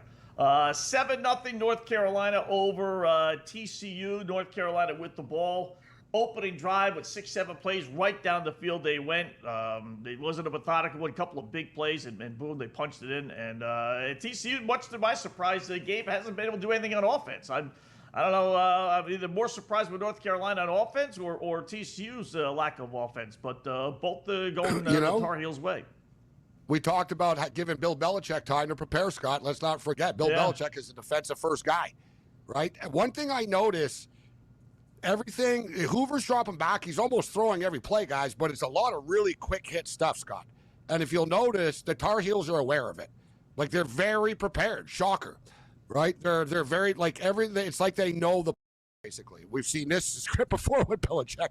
But every time a TCU guy catches the ball, boom, he gets lit up by a couple of blue shirts. right after. There was just a penalty, defensive holding / pass interference on North Carolina to keep this drive going. But it's kind of a big drive here, Scott. You know, we're halfway through the first quarter. Tar Heels have a lot of momentum. Their kids are flying around. You can see there's a lot of energy in the stadium. We'll see if TCU can respond on this drive. Yeah. You know, it's probably the worst. And listen, the kid is good, Hoover, don't get me wrong. But unlike with, TCU and Sonny Dykes trying to scout and figure out what North Carolina's going to do, Gabe, North Carolina knows. It's going to be the same offense. You know, TCU's the same quarterback, threw for 4,000 yards basically last year, and his 25-plus touchdown pass. I mean, so he had plenty of tape to figure out what TCU was going to do and kind of counterattack that versus what TCU, tried to figure out what North Carolina was going to do. So that was an advantage. That's Yeah. why that was one of the reasons why I did like North Carolina in this game. You and I talk about it. Very similar to a pitcher that nobody's ever seen before, right? Or the old backup goalie that comes in and gets called up. It inevitably always seems to win. It's tough when players don't know, yet they're going to adjust quick, and it turns into a football game here. So, like I said, TCU doing a lot of quick hits. They just picked up another first down, but it's very time-consuming, their drives, TCU. Right? They're not throwing it down the field that much. It's really snap, ball, drop back, get rid of it right away. But they are moving the ball right now. And the new number, and I ended up chasing it to 58.5. It sits at 55.5 right now. Tar Heels are still 1.5 favorites in this game. And you and I both played some Hoover props, and I'm sure a lot of our listeners and viewers did as well tonight.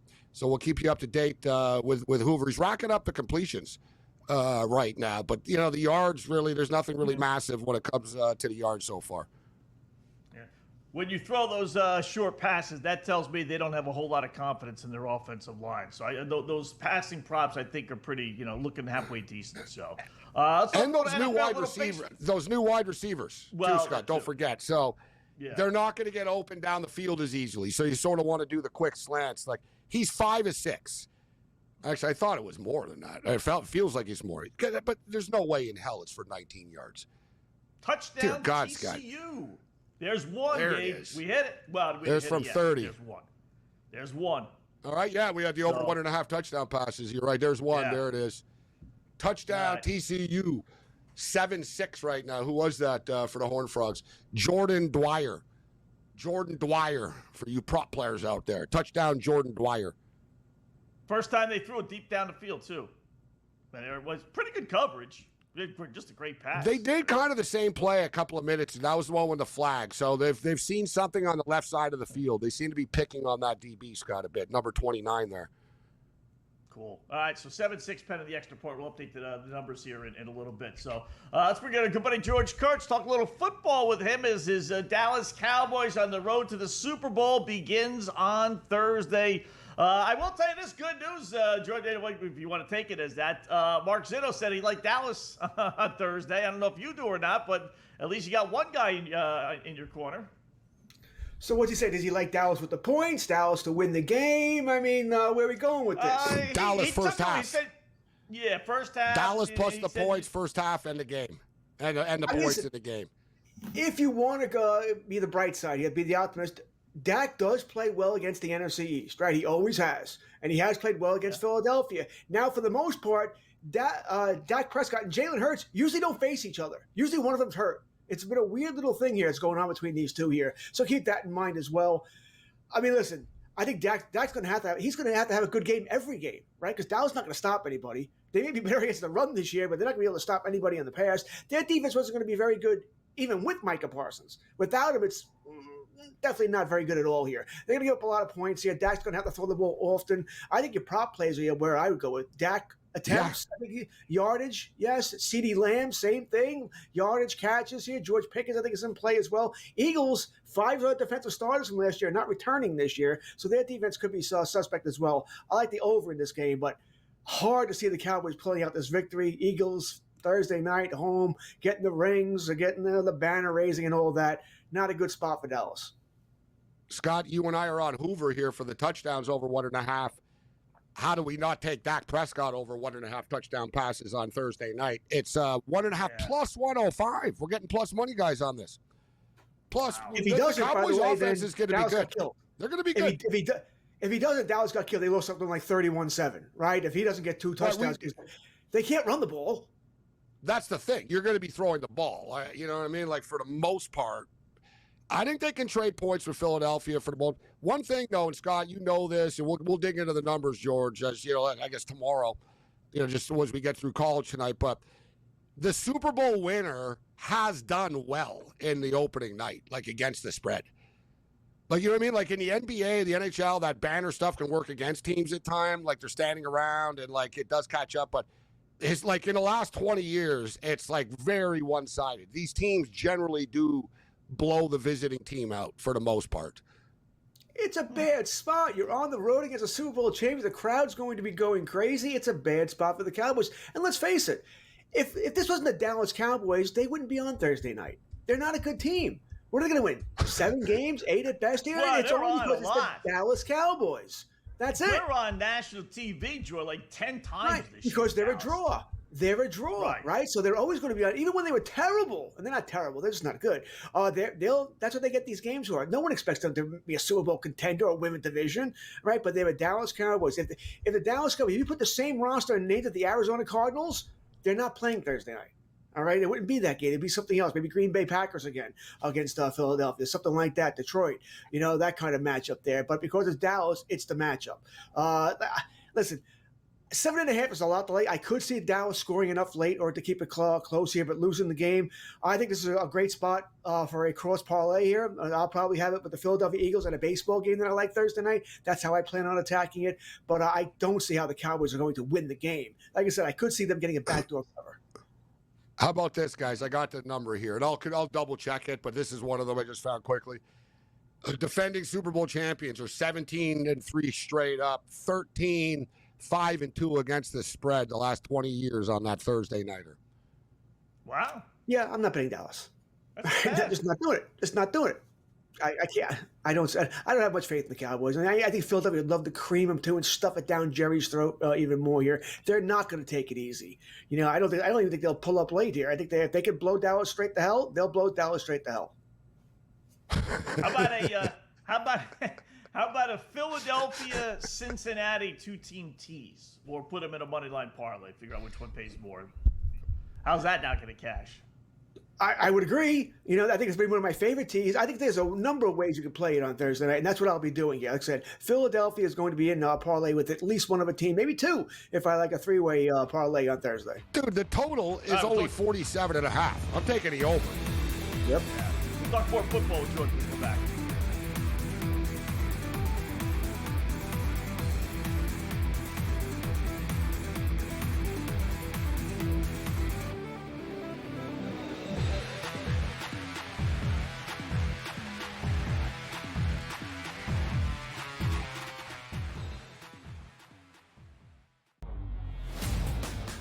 NFL's heaviest player in history cut by Tampa. His name was Desmond Watson. Did you see any the highlights? Yeah. His highlights were walking up and down the field as opposed to doing gassers, and that's how he was supposed to lose weight, Joe. How about that? They really tried to get the guy. I mean, they really did. They put a lot of energy and effort trying to get this guy underweight and athletic enough to make a difference, but he just couldn't do it. The Early Line, only on SportsGrid. That number last year was a loser, comfortably. Jeremiah Smith in the regular season had 934 receiving yards, 10 regular season touchdowns. He had a phenomenal college football playoff, despite only having 1 catch for 3 yards against Texas. That is how good he was in those other 3 games. Game time decisions, only on SportsGrid. Netflix is back in a big way. They get Home Run Derby. What else is in store? Yeah, Craig, we told you they had a great shot at it, and if they do. Now, the deal's not done yet because there's some last-minute things. However, if the deal is done, Netflix gets Home Run Derby, Peacock and NBC get Sunday Night Baseball, and they also get the Sunday afternoon package that Peacock originally had 3 years ago, and Roku's had the last 2 years. Newswire, only on SportsGrid. Basically, their whole entire year is going to come down to the Ohio State game. I would be surprised if they were to lose any game leading up to that. So them to go undefeated is 12-1 in the regular season. That's a regular season play. So I think that's possible to go 12-0 at 12-1. To win the Big Ten championship, I think is a 9-1 play is a good number to take, because if they're in the game, we can hedge off of it. In-game live, only on SportsGrid.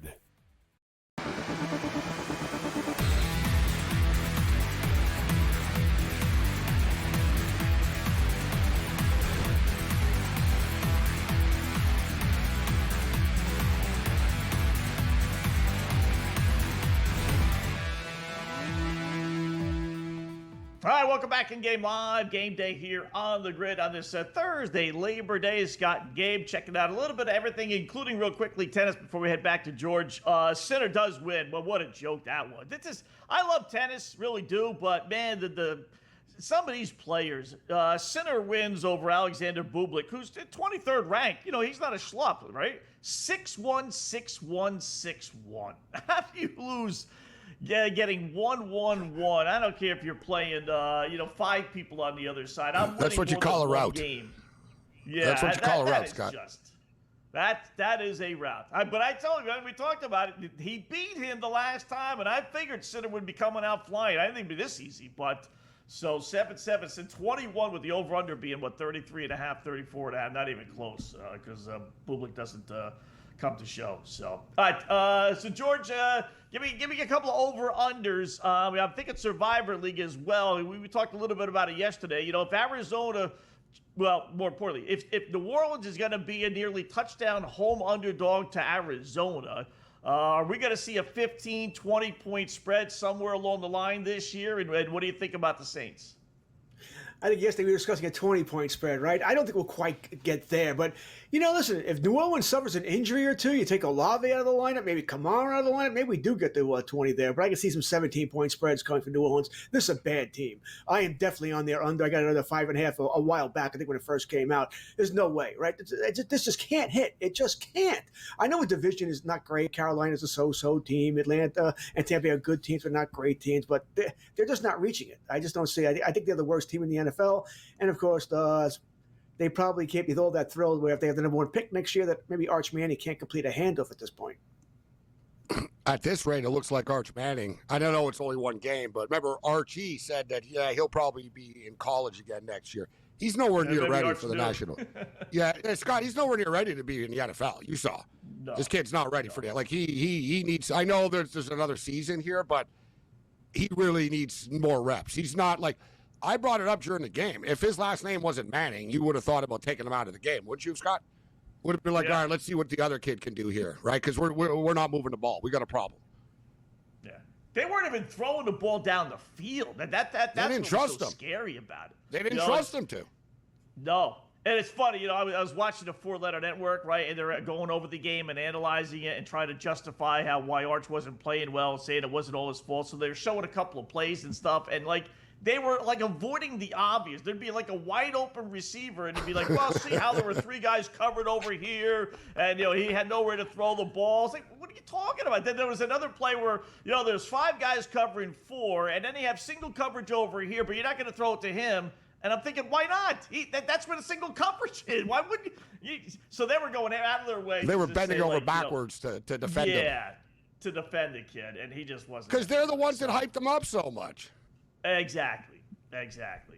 How about Giants, George? Where we go with our beloved New York Giants here in New York? I think the Giants are heading in the right direction. I do. All right. I like what they did on the defensive line. Might be the best defensive line in football, especially getting after the pass rusher here. They might have something in Jackson Dart, although I don't think he starts maybe the second half of the season at best. But we will see him at some point this season. My problem with Giants is, well, your offensive line is still average. Russell Wilson's not special. Your running game's blah. You only have Malik Neighbors to throw to. And that schedule is just brutal. Washington, Dallas, Kansas City, Chargers. You do get New Orleans. Somebody has to win that one.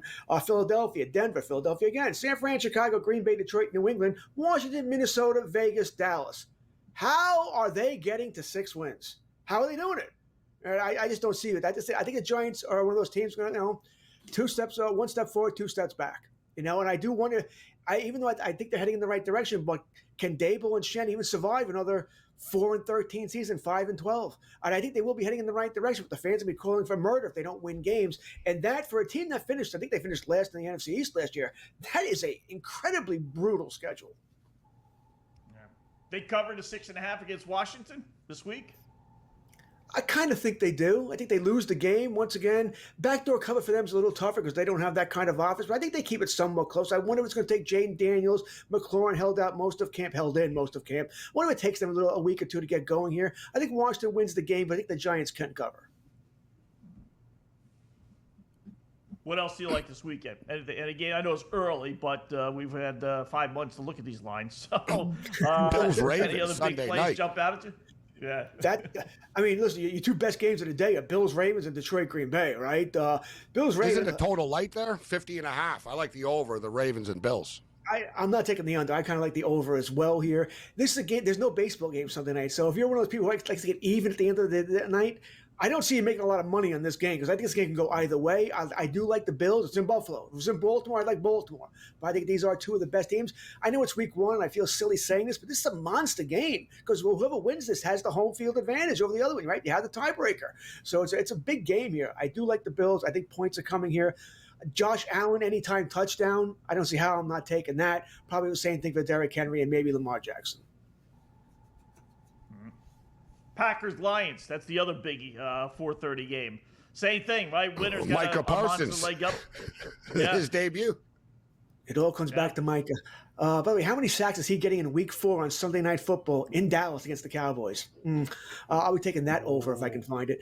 I don't know how much Mike is going to play. Once again, he just started practicing today, right? He'll be on there in passing situations there. I do still like the Detroit Lions in this game. Might feel a little differently if Micah was at full health here. But I'm going to go with I don't know about Jordan Love and that thumb. I know he's back and he's okay, but I don't trust that either. I'm going to take Detroit. I think they're the better team anyway. Another good game. It will not be a big bet. And it's not like this is a standalone game at 4 o'clock. We'll have other games we can bet on there. But I'm going to take the Detroit Lions until I see what the Packers truly are.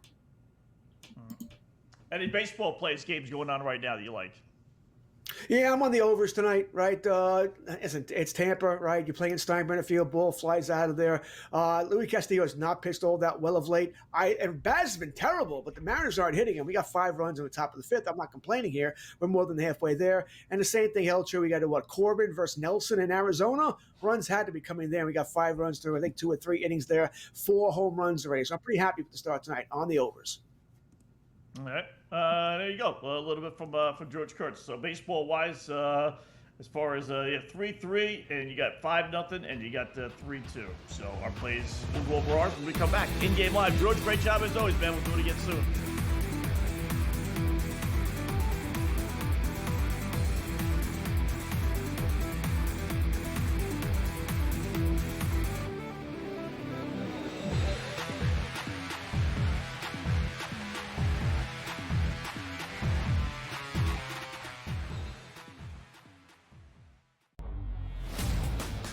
NFL's heaviest player in history cut by Tampa. His name was Desmond Watson. Did you see any the highlights? His highlights were walking up and down the field as opposed to doing gassers, and that's how he was supposed to lose weight, Joe. How about that? They really tried to get the guy. I mean, they really did. They put a lot of energy and effort trying to get this guy underweight and athletic enough to make a difference, but he just couldn't do it. The early line, only on SportsGrid. That number last year was a loser, comfortably. Jeremiah Smith in the regular season had 934 receiving yards, 10 regular season touchdowns. He had a phenomenal, and I mean a phenomenal, college football playoff, despite only having 1 catch for 3 yards against Texas. That is how good he was in those other 3 games. Game time decisions, only on SportsGrid. Netflix is back in a big way. They get Home Run Derby. What else is in store? Yeah, Craig, we told you they had a great shot at it, and if they do. Now, the deal's not done yet because there's some last-minute things. However, if the deal is done, Netflix gets Home Run Derby, Peacock and NBC get Sunday Night Baseball, and they also get the Sunday afternoon package that Peacock originally had 3 years ago, and Roku's had the last 2 years. Newswire, only on SportsGrid. Basically, their whole entire year is going to come down to the Ohio State game. I would be surprised if they were to lose any game leading up to that. So them to go undefeated is 12-1 in the regular season. That's a regular season play. So I think that's possible to go 12-0 at 12-1. To win the Big Ten championship, I think is a 9-1 play is a good number to take, because if they're in the game, we can hedge off of it. In-game live, only on SportsGrid.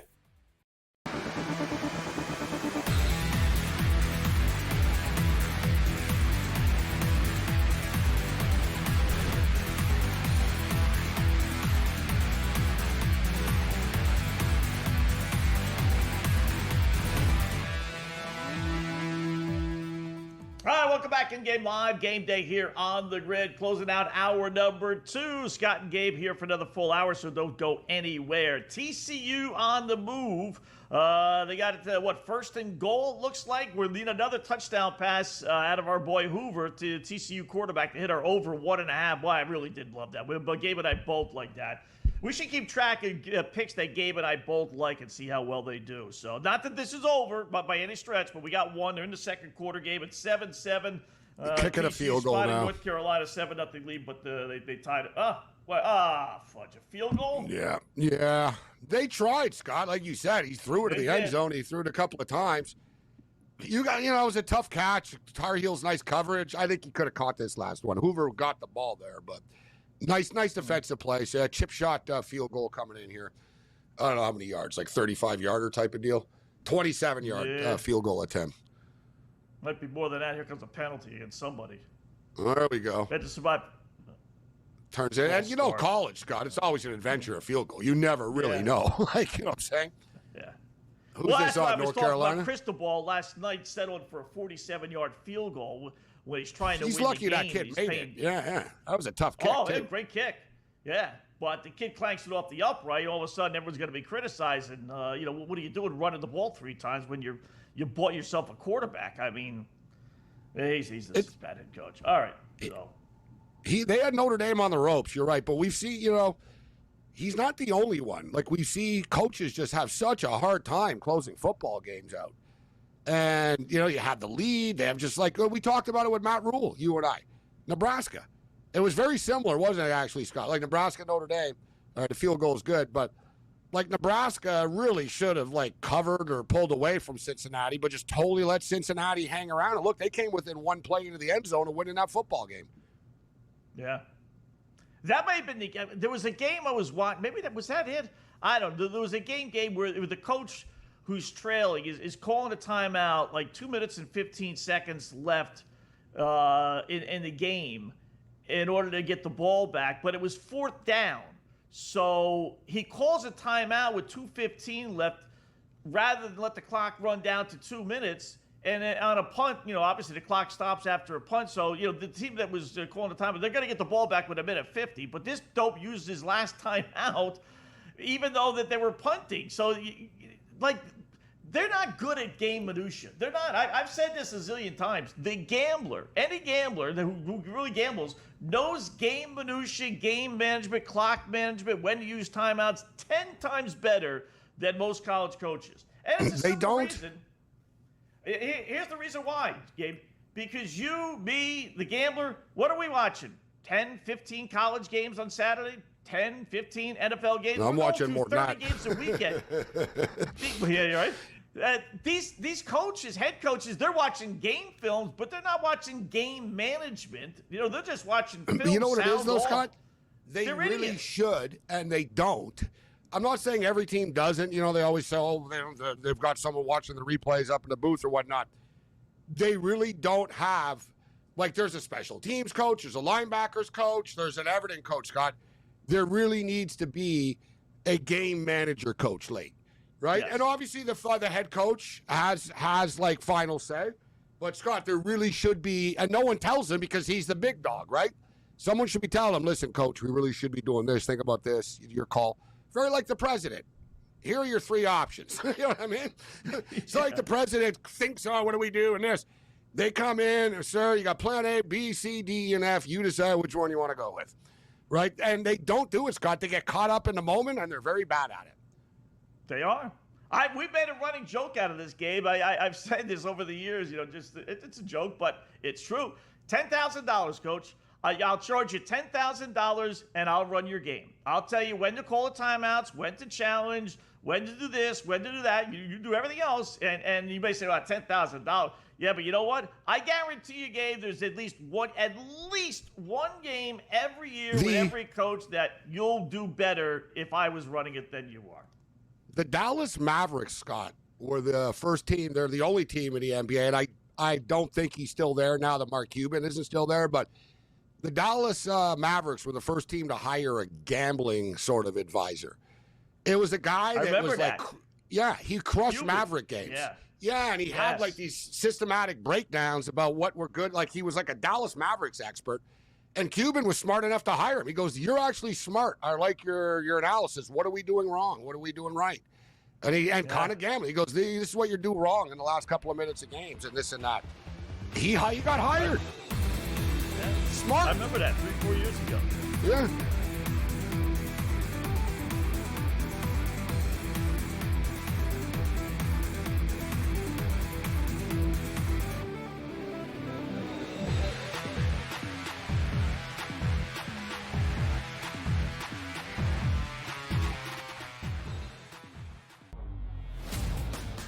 NFL's heaviest player in history cut by Tampa. His name was Desmond Watson. Did you see any the highlights? His highlights were walking up and down the field as opposed to doing gassers, and that's how he was supposed to lose weight, Joe. How about that? They really tried to get the guy. I mean, they really did. They put a lot of energy and effort trying to get this guy underweight and athletic enough to make a difference, but he just couldn't do it. The Early Line, only on SportsGrid. That